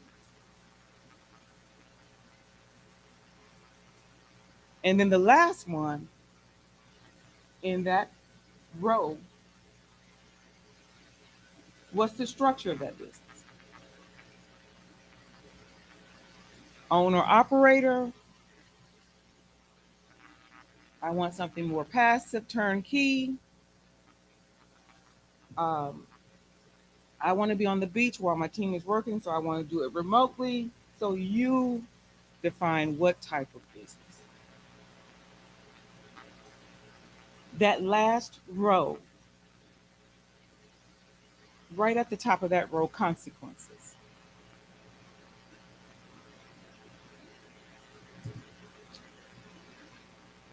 If you do nothing and everything stayed the same, what are the consequences?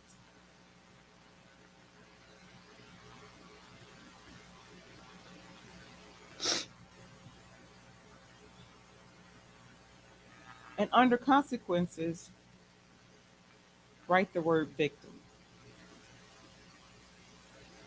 If you do nothing, everything stayed the same, what are the consequences? And who are the victims besides yourself?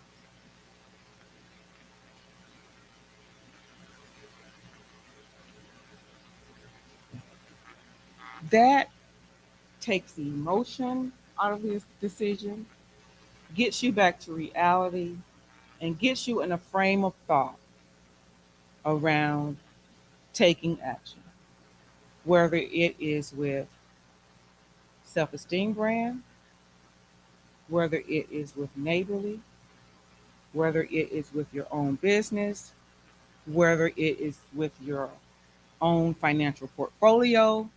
It gets you to a place of taking action. And that exercise, that piece of paper, I've done this a couple of times, and I have my piece of paper on my bathroom mirror taped. Every morning I get up and look at it. Am I on track?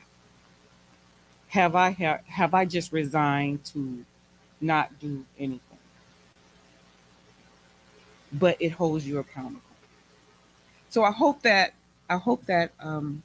resonates with someone, and I hope you find that beneficial, because that's a common tool we use um, at Neighborly.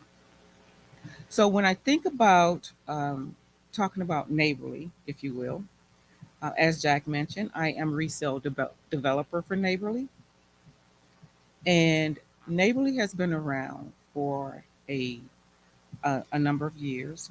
We are a huge holding company, if you will, of 29 other brands in the home service business. We are the number one home service organization. You probably know some of the names: Mosquito Joe, Window Genie, Molly Maid, Mr. Rooter, Mr. Handyman, and I can go on. The list goes on. Essentially, we're 29 brands with over 5,000 franchisees, and we're serving 10 million customers across 9 countries. That's how big Neighborly is. So we are on target to own the home. That's our culture. That's what we want to do. We want to own the home from 3 perspectives. We want to own the home from a repair perspective. We want to own the home from a maintenance perspective, and we want to own the home from enhancing. Anything in those 3 pillars, Neighborly has an offering. It has a brand to meet the home service needs. Um, we pride ourselves on our culture. We have a code of values that we leverage every meeting where there's a meeting of 3 people or more. We recite our code of values. The short form of it is RICH, RICH. Respect, integrity, customer focus, and having fun in the process. That's at the core of Neighborly. We're members of the International Franchise Association through the leadership of Brian Woods and Brad Stevenson. Brian Woods is our group VP, and Brad Stevenson is a chief development officer. And all of our diversity work comes under Brian Woods and Brad Stevenson, and we're just so proud of their leadership. So Neighborly is committed to increasing its African American pipeline. We're just starting the work of, well, it's been started unofficially, but now we're starting the work in our diversity space, and that work again is being led by Ryan Woods, and we are partnering with organizations like the HBCUs, um, uh, uh, outreach programs, the chambers, and my work with J3. And so I have a owner that's going to be joining us, Eric Stewart. He's an owner of a Window Genie here in Killeen, Texas, and he's going to be joining us to share about his experience in being the owner of Window Genie. And I'll bring him up in the segment when he gets here. But to keep us moving along, Jack, should I just bring up Johnny maybe to talk about? Yeah, let's have Johnny do He's working hard back there, guys. And I hate to interrupt him right now, but Johnny is our visionary leader for the J3 collaboration project, as you heard Jack mention. This is his baby, and we're just so proud of his vision and work alongside him as diversity champion myself, and Jack is diversity champion. So I want to bring Johnny up so you can hear a few words from him, and he can share more about J3 and then what we have on tap.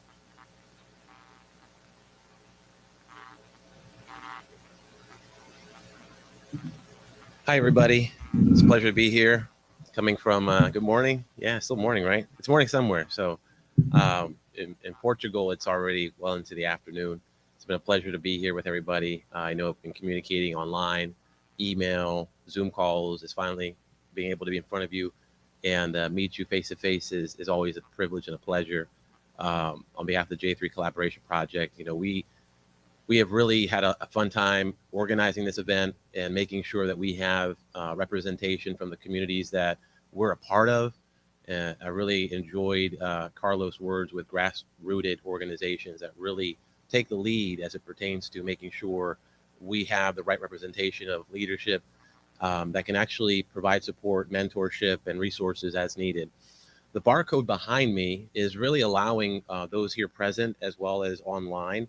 And when you watch this later, because this will be, this is being recorded and reshared, and you're going to have the opportunity to really benefit from everyone that's spoken today and all of those gems that have been shared. But it allows you, this survey, to really follow up with any particular guest speaker, panelist, myself included. And if you want to just have a follow-up conversation one-on-one, we can definitely set that up and organize it so that you can, really take action. The idea of this, platform with J3 Collaboration Project isn't just information sharing, it's education. It's really providing the resources and tools and individuals that are actively engaged with individuals that are serious about business ownership, that just really need the resources at hand so they can kind of take those next steps. So if you want to just scan the barcode, it'll take you to the survey, real short and sweet. And this way we can reach out to you and we can set up, some follow-up items, because, time is now. And, if you've been really wondering, is this possible? The answer is yes. If you've been wondering, what do I need to do? Just click on this survey and start the process. That's what you need to do.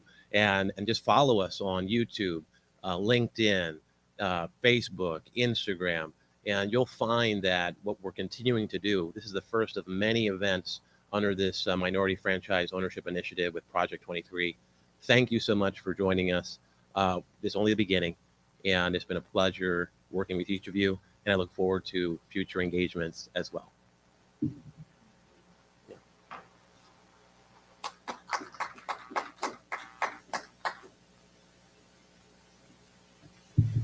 Gonna wait till my tech guy get back in place. Working double duty. So, Johnny, I think at this time we want to cue up Harrison, perhaps.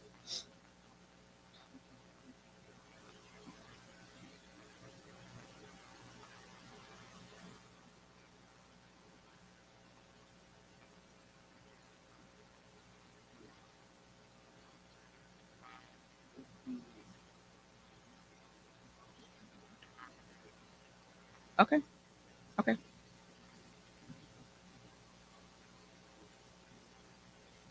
Okay. So Carlos, Anthony, Ursa, okay. Tim, everybody in the no, Tim.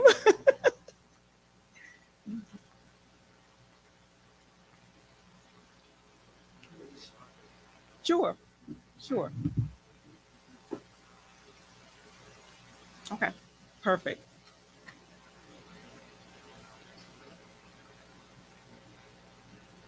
So first of all, thank you all so much for your participation in the program and for your thoughts, knowledge, and everything that you shared. So we wanted to spend some time with you from a panel perspective and just to ask some questions around franchise business ownership. And from each one of your perspectives. And then I can participate as well from a franchisor. But when we're talking about, I think we heard from Tony and a little bit from me that, I think it's top of mind right now with corporations, franchisors, to structure an incentive program for African Americans. And when you think about it from that perspective, we're thinking about, anything from incentivizing franchise fees, what have you. But without us guessing, what would be your thoughts around how that should be structured? Ursa, can you start us off? Sure. I think that having the collaboration with organizations such as J3 is very important So in my role at the Diversity Institute, I talk to lots of companies. I will say that in the last probably 3 years, I've seen more interest from large brands than I've seen in the past probably 20 years trying to figure out the space. For some of them, they've got to struggle with diversifying their internal staff and really trying to figure that piece out. So I've talked to some companies that have actually done the focus internally first. Hey, we've got to look internally. We worked with a company that actually started an internal kind of program where leadership started out training first, and then it was in all employee required training that they participated. And the impressive thing about it is they didn't just want to do a one and done. They said, hey, we want this to be a multi faceted program. This was over the course of several months. So that was a company really realizing that before they could externally go out and recruit, they needed to look internally. So they decided the internal look. Some of them are doing discount programs, but really and truly, I think that there's a gap between sort of putting a program together on paper and really reaching the folks. I think, Carlos, you suggested or hinted at the importance of really being on the ground, because I can tell you, I've talked to many large programs that have diversity initiatives and no one knows about it.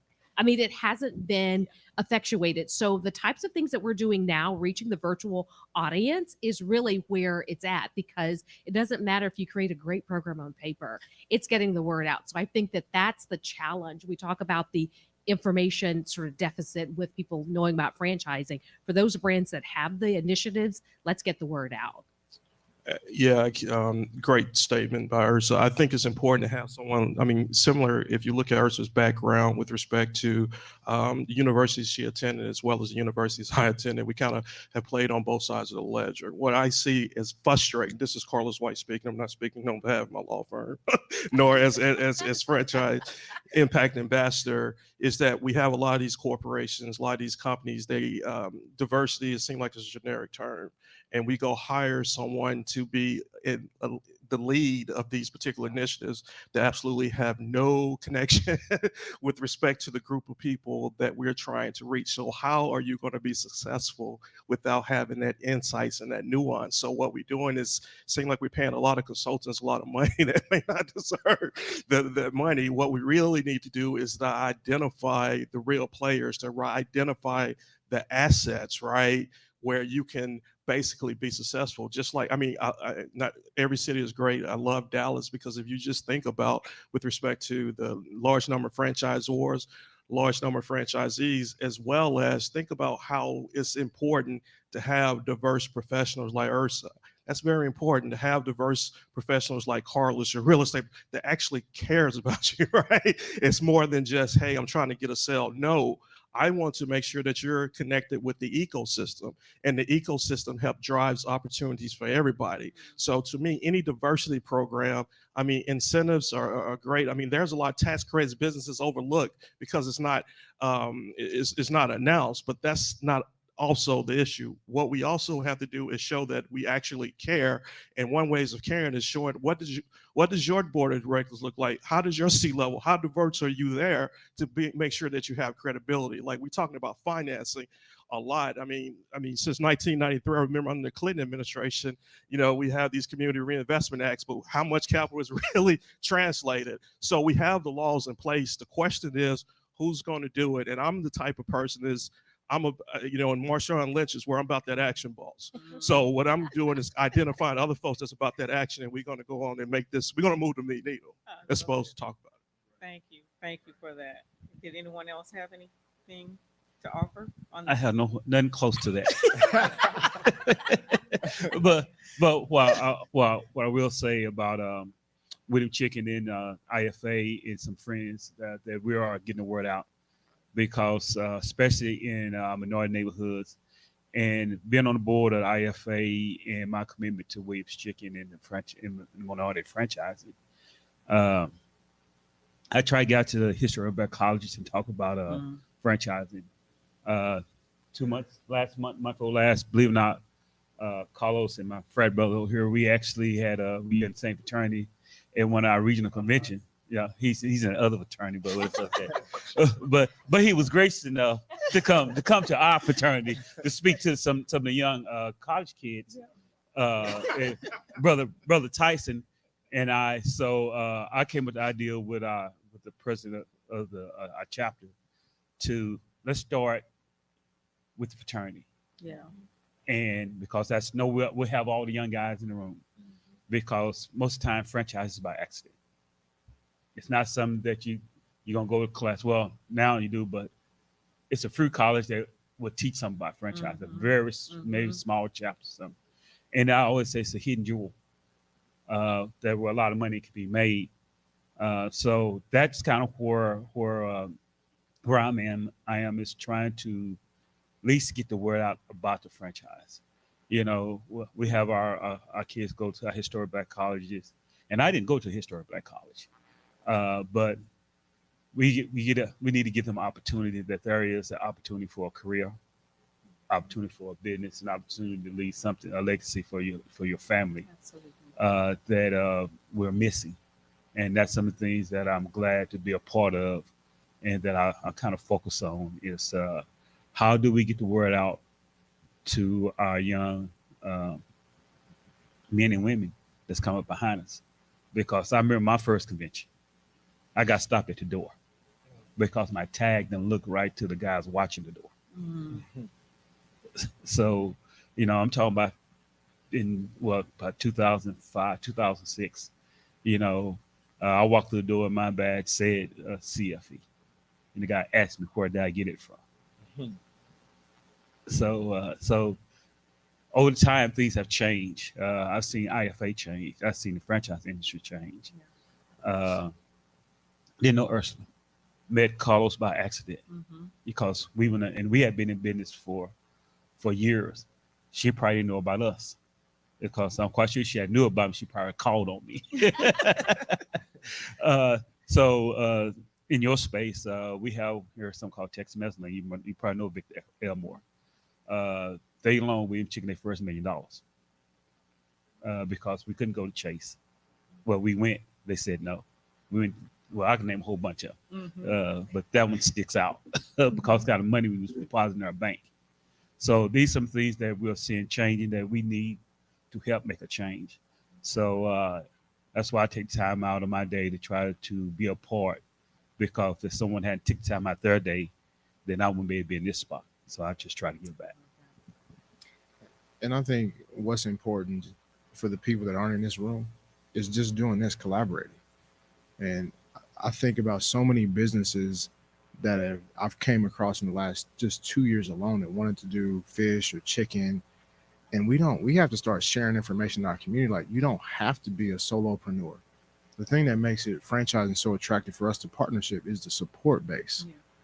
I've never seen, as much as we talk about in the argument between Michael Jordan, LeBron James, Kobe Bryant, none of those guys could have won a championship without a point guard, a shooting guard, a small forward, another forward, and a center. So you have 4 other teammates. And so this, the thing that I like about franchising is you have a support base, you have a system of accountability that does not want you to fail. And so I think we have to start figuring out a way to drive franchising. One, make them affordable, let them know that it is affordable, providing capital means to help that, to make sure that they have everything they need in place, but to also make sure that it's attainable. Because typically when you see franchises, most in our community say, oh, you got to have $1 million. You got to have $500,000 in net worth. Let's start chipping away at that and saying, no, you just need the capital. We'll help develop you into a franchisee and maybe put that into a program, a 1 or 2 year program, because college education doesn't really teach you about business. Yeah. I got an executive MBA. I started out in engineering.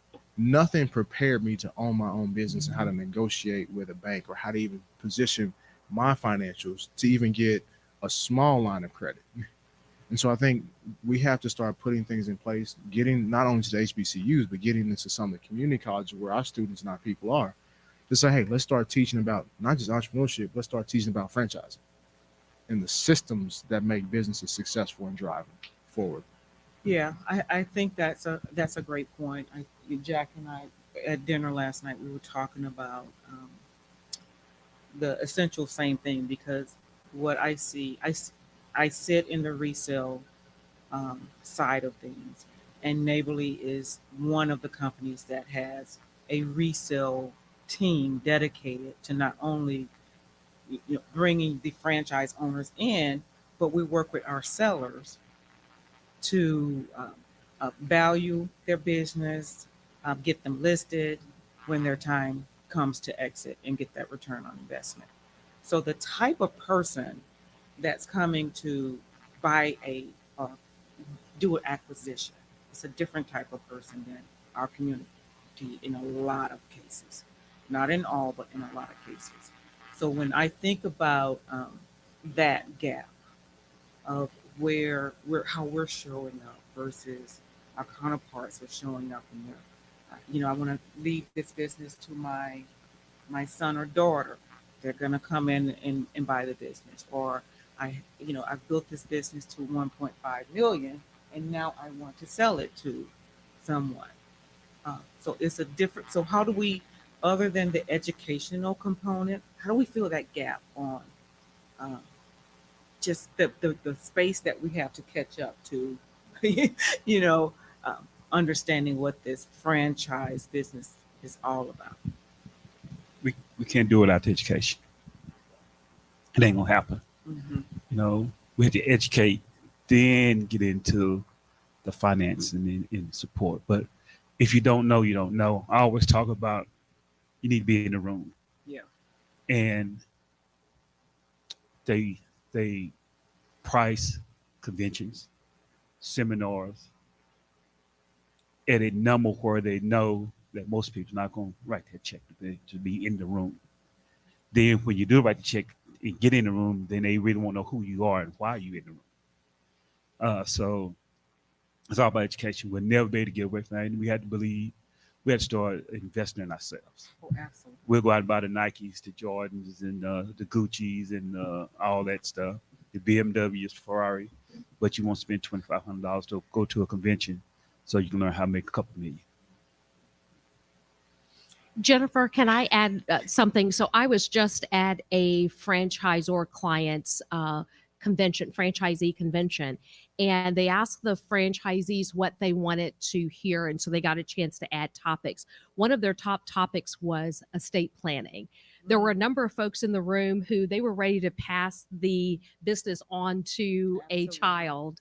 And they're already thinking about that. And most people, when I tell them that you need to be thinking about your exit strategy when you go into the business, they think that's odd. But you need to know, hey, am I going to be nurturing a son, daughter to take this business over? Is it going to be a manager now that's ultimately going to run the business? And so it was interesting that there were multimillionaires in the room, and many of them had been in that system, and they're going to be up for renewal, and they're wanting to renew but pass it on to a child. So I thought that was interesting. That was sort of an exclusive sort of group of people in the room, but we have to be a little bit more forward thinking. So when we're doing programming that we can push out to a virtual audience, maybe we consider estate planning, at least dropping the nugget on the front end. Absolutely. To back with it, I'm in the process of doing that now with Mr. Williams. His two sons work under me. I tell him, y'all mind retirement. Mm-hmm. So we're planning now, how do the boys take over? And so when I'm getting them involved, even my son, I'm getting him they're taking classes. They're working on their CFE, things of sort, because it goes back to, again, education, being in the rooms. So when you do sit down with a financial guy or do sit down with an attorney, at least you have some idea what we're at. I'm not the smartest person in the world, but I do know how to go out and get help. Right. And I'll say Mr. Williams, he did give me flexibility to go out and hire help. When we moved from the CPA that started, we was his first client. Mm. And so we outgrew him. And it was hard to leave. But I can say, hey, I need you to give me more, because if I'm this is your specialty, I know a little bit more than you do, then there's a problem there. Yeah. So it gets back to you got to be willing to surround your people with someone that that can help you do some things that you do. I love that. Yeah, I think also, again, Carlos speaking on behalf of myself, I think there is just so much information out there that people become overwhelmed. There's so many accelerator programs, there's so many incubator programs. Everyone has their own flavor on it. I think from an efficiency standpoint, we need more programs geared toward how do you help me find the right professional to help me? Because the problem is a lot of times with ownership, they're wearing too many hats, right? And they can't focus on growing the scale. So you need to be able to identify who can best help you grow and scale to be successful. I have 2 points, and I'm gonna mention Mr. Calvin Golden's initially. I had a concept in Atlanta which wanted to franchise their concept. They talked to Calvin because Calvin helped grow Wingstop. That's what you do. It's like I have a network. This is what I'm gonna do. They developed their program in 2020. Actually sold 2 franchises to folks that were incarcerated. But in 2021, both had revenues over $1 million with $125,000 base. So they're very successful franchises. But they had the insights of a Calvin Golden that can assist. Now, on the opposite end, because my wife is from Atlanta, she knows a lot of folks that went to high school with a lot of folks in the music industry. I've had an opportunity with respect to a concept that they wanted to grow and scale. And I introduced the same people. I said, hey, you need to talk to Mr. Calvin Golden. They didn't want to listen, right? They think that this stuff is easy. They can do it themselves. And as a result of that, it's been 3 years later, we're still looking for that concept. So and the problem they ran into is like, it's too many people throwing too many things at them. So what we need to do with respect to this programming is to kind of make it easy, as well as more of the focus on let's find you the right people, the right team, because you can't afford it internally. IBM, Apple, they have internal teams for this. You have to outsource it, right? So you have your Anthony with respect to financial capital raising, because that's important about how you grow, for, moving forward. Who's my construction person, right? Who's my real estate person that's going to help me negotiate this contract? Who can help me negotiate this loan agreement? Those are the things. You need those team players because you can't do that alone. Until we get to that point, then we're going to continue to not be able to grow and scale. I love it. I love it. Jennifer, you said something. What made me think about it was the ecosystem and the pipeline. How do we get franchising and entrepreneurship down to the levels that it becomes a fabric? To me, I always think about capital. I think about business, and for our communities and thinking about how do we build a train without a caboose. And so I think about when I look at the next generation, we have to shut the TV off and start talking about business at the table. We have to start talking about the value of saving money. Tim said it. We spend a lot of money on shoes in our community. We spend a lot of time watching baseball, football, basketball. We're watching other millionaires make millions of dollars playing a game. And we don't recognize the game that we're playing is a game of life. We could do the same things that they do if we figure out what we're passionate about. And we take the educational resources, filter through the BS, and then say, hey, here's what I want to do, and just start exposing our children to it.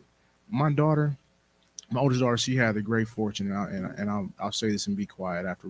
She had the great fortune of seeing me work in corporate America, being a young executive.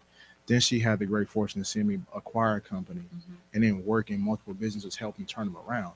And so by the time she got to college, she was like, Dad, I don't want to do this. I want to do what you did. But we don't talk to our children, expose them to things that will prepare them for the next 2 to 3, 4 generations. And so we have to start thinking about business and franchising, estate planning for the next 2 or 3 generations. When we start thinking about, I'm making decisions now for the next 50 years, we will start changing our community. And we don't think about that. But I also think about what Carlos said is very important. We also have to have our bullshit meter up too. Excuse my language. And start shooting people straight. And so I think about the pipeline. We have to start having those conversations downstream.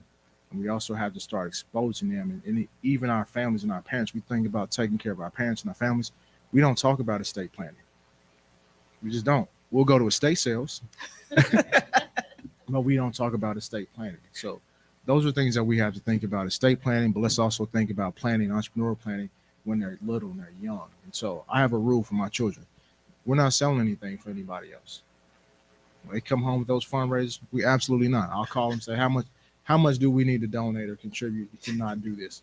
Because my children say, why? I said, because we're not getting pimped. Like we're not going to be salespeople for other people. Like if you want to do this on your own, let's go buy some candy. And you take it back to the school and see how many people buy it. Seriously, we have to start changing the game. I mean, my daughter, one of my daughters, she played basketball. She said, Dad, the boys basketball team, they got T-shirts, they go with warm-ups. I said, cool. The girls don't have it? She said, no. I said, let's go down. We got on custom ink and we created a T-shirt, took it back and said, go to school tomorrow, get the orders. We're going to sell the T-shirts for $20. All the girls ordered. You know what the school said after we got those orders? Oh, you can't do that. And well, you can't do that. It has to come through the school. We got these orders already now. So they're going to pay us. They don't pay us our money. We're going to deliver. But you have to understand, like, there's a market for those things. And so they got exposed at an early age. And so we have to do those things. And we have to talk about finances. Yeah. Yeah. I think that's a great segue to my next question. But you touched on something that popped into my head as you were speaking. It's a shift from being in consumer mode to merchant. Like, how can we make that shift from consumer to merchant? And it's for us, it's a cultural kind of thing. We're consumers. We're gonna boost the economy through paying for goods and services, but let's contribute in other ways. So that's what popped into my head. Great points, everyone. So you touched on Anthony. You touched on understanding financing. So if for folks listening out there, how should they start exploring financial options for franchise? That's a multifaceted question. I think you have to look at, you first starts in the mirror. Who are you as a person? And look at your own personal spending habits. You have to start calculating your own P&L at your own house. It's like, all right, am I profitable? Am I running my house profitably? Because if you can't run your house properly, how can you ensure that you're going to run a business properly? And so I like to share with people is your first business that you run is your household. Mm-hmm. Just point blank. I'm the CEO. I was a CEO of my household before I even became a CEO of any company or anything else. And so, because that's the first thing we're going to look at when we sit down, we're going to look at your financial health. We're going to look at the businesses, projections, and their health. And then do you have a banking relationship? We at AllCap, we look and say, have you been denied a loan from a bank? If you have, that kicks our antenna up and says, all right, how can we help this person? Kicks your antenna up in a good way? In a good way. In a good way. How can we help this person now? And the reason why we ask that is because we want to understand what are the challenges that they're having so we can get creative in how we design loan programs. But to answer your question, we look at the personal financials and how you save and manage money. Then that correlates into business, how you build your projections, and how you look further out. Then we look and see what type of banking relationships you have, because we're not trying to circumvent banks. We're just trying to supplement banks because we don't provide all the other merchant services, cash management services that banks do. So we look at that, and we also, because we work with banks, we can refer businesses back to banks that we know do business with our communities. So I would think about personal finances, then your business finances, and your business relationships. And what I like to tell people is business is about people and math. How many phone calls are you away from somebody that can help you get to a yes? Got it. And 1 times 1 doesn't always mean 1. Sometimes 1 times 1 can be 3. Yeah. So great point. My final question then to anyone that can answer this is a Dallas engaged event. So how would someone engage with the city of Dallas to move forward? That's probably Carlos. Yeah, the city of Dallas is comprised of their people, right? So I think anybody on this panel is, would be great people to contact. One of the things with respect to our franchise initiative is the importance that, look, we want Dallas. Dallas is an international city. And what we're trying to do is make sure that it's one of the global hubs with franchising. And to me, and the mayor also thinks, without bringing and looking into the fact that we need more diverse ownership from a concept standpoint as well as a franchisee, how can you consider yourself a global hub, right? So one of the important things is like, how do you connect? I mean, we've heard that we have organizations that's mentioned already. I mean, we have URSA, we have TIM here, you have the IFA that have members. I mean, Dallas is probably one of the largest, I want to say probably the largest hub for franchising in America. So it's a lot of resource. And then what we're doing with the Mayor Eric Johnson's franchise initiative is like, to the point, we're working with UNT Dallas, right, to develop various programs associated this for our large franchisors. We also have the workforce czar that's a part of that. So how does the workforce look like for franchises moving up? I mean, that goes from quick service restaurants to, we also have, a company that's a robotics company with respect to that provides cleaning. They can't find enough employees. So how do we develop programming? So working with the University of North Texas, Dallas, working with grassroots organizations that have contacts, with folks that had a concept that's been successful. Now it's let's go about growing this regionally, right? So making sure that we're keeping them connected. One of the things that we also have already had an overlay due to Mayor Johnson's initiative is when he came in office, he developed a task force on innovation and entrepreneurship. What did that do? That brought the large ecosystem with respect to banks, CDFIs, and a lot of other partners to the table. So now that he recognized with this franchise initiative that now we already have the table set, now we can take full advantage of these particular opportunities to grow and scale. So just stay tuned with respect to what we're doing. We're getting ready to announce a lot of sessions moving forward with respect to the Mayor's Franchise Initiative. We also developing relationships like with Atlanta. We have what we call the Maynard-Jackson Pipeline, because Maynard-Jackson's a famous mayor in Atlanta. Jackson is the Maynard-Jackson part of it, but he was born in Dallas, right? We also have a mayor that's Dallas. So we're working also with grassroots relationships there, because we understand that we have entrepreneurs that either want to operate in Dallas or they might want to operate in Atlanta. Is those types of opportunities there. And what's funny is we did this within 8 months, right? Mm-hmm. So it's just about connecting the dots and working with the right people and having the right credibility. I'm really blessed that Tim, Calvin Golden agreed to be on the board because they added a lot of credibility. We also have a gentleman by the name of Roland Parrish who owns 26 McDonald's. That's a part of our organization. We also have the workforce czar. We also have a business owners, community activists. So we have a lot of support and we have a lot of resources, and just stay tuned. The mayor likes to tweet a lot.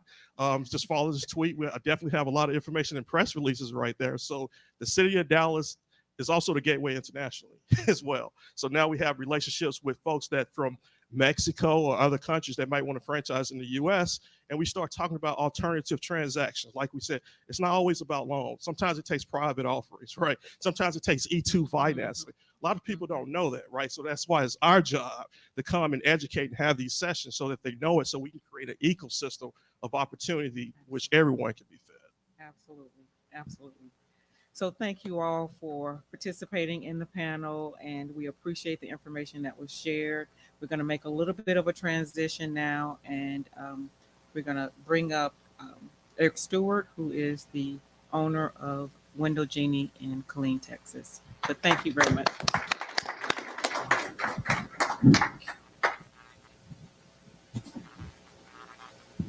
So Eric, come on up and join us. And so Carlos was sharing about Dallas and Atlanta, and I live in Atlanta. I'm based in Atlanta, so I definitely can resonate with what he was sharing there, being the hub and some really good roots there in Atlanta for franchising as well. And so Neighborly is headquartered here in Dallas. That made this a great event for us to come out and support the J3 initiative, and me being a diversity champion in J3 also made a great tie-in as well. One of the brands that I support under the Neighborly umbrella of brands is Window Genie, and I came across Eric Stewart, and this is our first time seeing each other in person. We talked on the phone, so good to see you in person. And so we're going to hear about Eric Stewart's journey to franchise business ownership, and then some insights on how he's been successful. So I'll let Eric introduce himself. First of all, again, Jennifer, it is a pleasure to meet you in person. Finally, we had some dialogue via internet and everything like that, so it's been great. And thank you for the opportunity to be here today. Again, my name is Eric Stewart. A little bit about myself: retired military, Army, 20 years, 28 days, 11 hours, 37 minutes. Um, I enjoyed every minute of it. I wanted to do more, but God saw fit to bring me out of it. But evidently, I didn't get enough, so I went back as a contractor and did 6 years of contracting overseas, and all of that was in aviation. But I do have a thorough background: aviation, HR, and logistics, supply and logistics. So those are the things that I had in my back pocket, and so once I finished contracting, I decided to use some of those skill sets to find me a job. Well, believe it or not, nothing really came to surface that was beneficial to my skill set. And so one thing that I applied for one job, and it was a night manager at a car rental place at an airport. And I was like, who do they think I am? I mean, so with that being said, I decided to look at franchising, and it just came out of nowhere. I just seen an email that said, "Hey, would you be interested in franchising?" So it was like at the right time. So at that moment, I went ahead and looked at some franchises and started selecting a few. And then next thing later, I got a call from a franchise broker, and the rest is history. I was going to ask if you worked with a broker, or did you just self-explore your landing into Window Genie? Yeah, I can honestly say if it wasn't for that franchise broker, I would have been still trying to find my way. Um, the gentleman's name, never forgot him, Bruce Krebs. He was very, very helpful, navigated those waters for me. I mean, he was like, "Hey, sign this paper. Hey, call this person. Hey, check this email. I'm gonna send you this. Fill this out." So it was the broker made it so much easy for me because eventually I'd have figured it out, but it'd have been like maybe 5 years later or something. So, yeah. Yay for brokers. Oh yeah. So, as an African American franchise owner, what would you say are some of the challenges you have faced in your journey, and how did you overcome those challenges? I can say one thing for sure. Wasn't I guess you could say a speed bump, but it was eye opening. Being a African American franchise owner or business owner, when I used to show up to some of my customers' businesses or residents, they would say, "So I spoke to someone named Eric Stewart." I'm like, "Yeah," and he said he was the owner. I said, "Yeah, that's me." And they're like, "Oh, so you're the owner?" Yes, I'm the owner. So that was probably one of the most eye-opening things for me because I didn't think that that would be some kind of a blockage for other people. Hey, I know what I can do and I'm going all in. But then when you get in front of these people and they're raising their eyebrows up at you like, "Oh, so you're the owner." So it just changes everything, and you can feel the dynamics of the whole room change once they realize that you own the business. So that wasn't a hurdle, but it was eye-opening for me. Mhm. You mentioned that you would show up at the house. So I want you to paint the picture of as the owner, are you out there cleaning windows? What does that look like for you in the day to day? When I first started out, at the time, it was me and my stepson. So yes, I was at the owner's house. They give us a call. We'll come out. We'll do an estimate. And then we go to clean windows or put up window tint and some of the other services that we provide. And so we would go out there, we'll do these jobs. And that's how it initially started out. And me, with my military background, I'm not going to tell you to do anything that I don't know how to do or I haven't done it already. And if I don't know it, then I'm going to learn it. So I didn't mind working in the field to figure out my business because I wanted to know all aspects of it before I hire anybody, or before, like the gentleman said, before you turn the BS on me. Um, I like that. That right there, it just eliminates all of that. So I didn't mind working in the field. Now I knew as a owner that I have to drive this boat. So I had to start taking steps back. And as I take a step back, then I hire someone, and then so on and so forth. So now 95% of the time I'm in the office running my business. And what does your team look like now? I have 8 employees. Office now I'm looking for a new office manager, but operations manager, training manager, and then what we call technicians or service professionals that do the jobs out in the field. He's being quite humble. I've looked at his numbers and he's quite successful. So when you think about others out there who look like you and us, who are entertaining franchise business ownership, what advice would you have for them? Definitely have a passion for what you do. I didn't have a passion for window cleaning. I just had a passion for exercising my skill set. So I knew that it would be something in this scope. So my advice, don't just go into something or look at the numbers and say, oh, wow, I can make this much money. Let me go and do that. That's not what it's about. For me, I had to understand what I'm capable of and use those tools to make sure that I would be successful, as well as who I bring along to be just as successful as I am, whether it's mentoring or whether it's my employees, anything like that. I had to make sure that I was passionate about what I was doing. And so that's the advice that I would give any potential or prospective buyer of a franchise.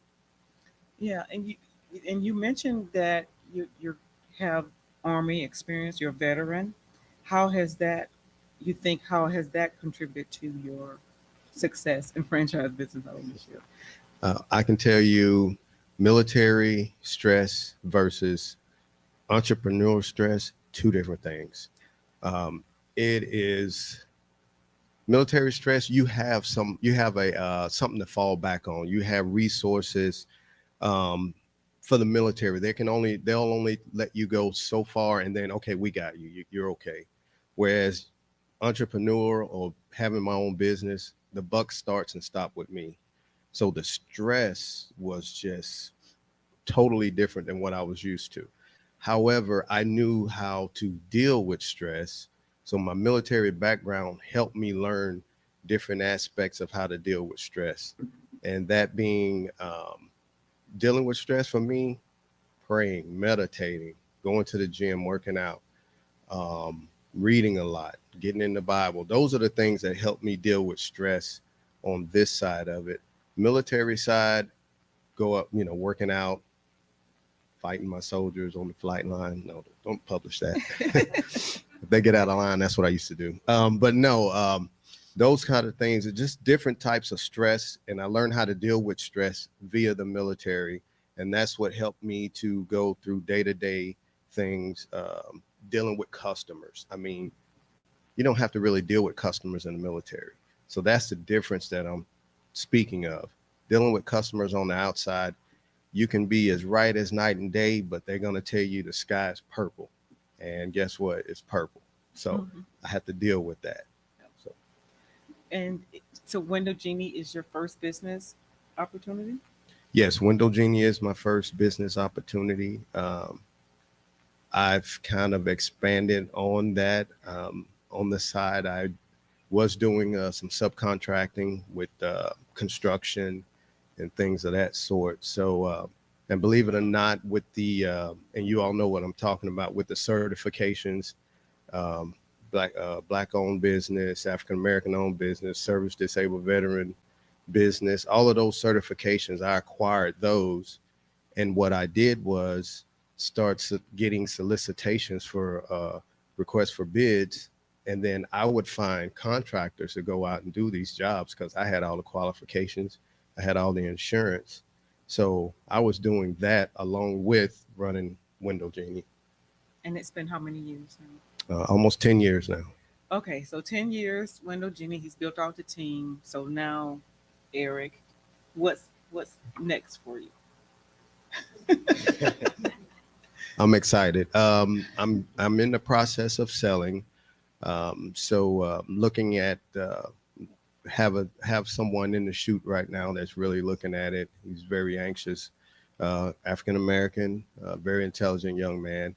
But even if he does not move forward with it, there's still other potential buyers out there. So I'm not concerned with that. For me, my next move, believe it or not, is I want to be a franchise broker. So that's my next move. I've already started looking at some things, and I'm super excited about that because I get the opportunity to do what someone else done for me when I started, and I'm super excited about it.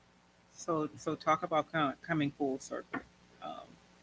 That's really a testimony. And I'm working with Eric on the sale of his business, and I think that's one of the things that I wanted to highlight about his journey is that not only, we talk about getting into franchising or taking advantage of the franchise model, but also what you don't want to miss is the fact that you can build out your business and sell and go through acquisition and get your return on investment back and with some residual funds as well.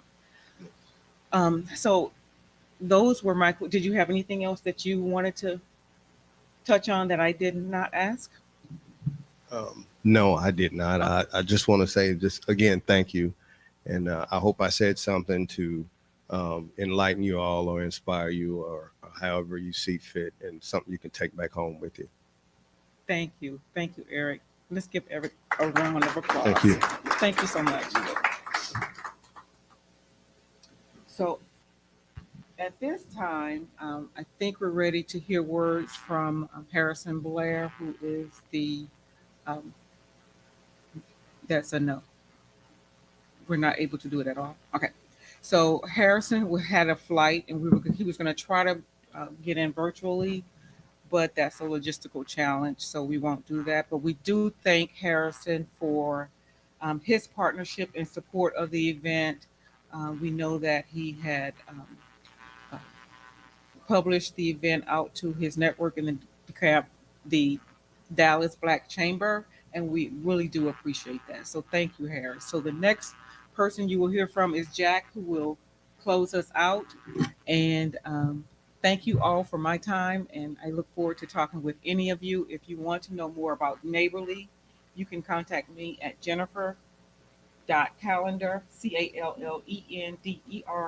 @neighborly.com. Actually, it's NBLY.com. Thank you. Oh, wow, what an exciting event we had today. So many nuggets of information. They're gems. That's what they are.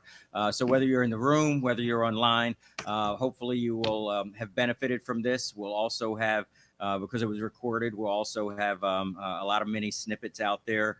And obviously you could benefit from that too. So what are we taking away? Well, we're taking away from this that there are individuals and people and organizations and roles and tools to help, whether they be from a funding standpoint or whether they be from a coaching or mentoring standpoint. And hopefully you also got a more clear understanding that franchising is a viable path to business ownership. We hope you enjoyed today's program, and we look forward to seeing you again soon.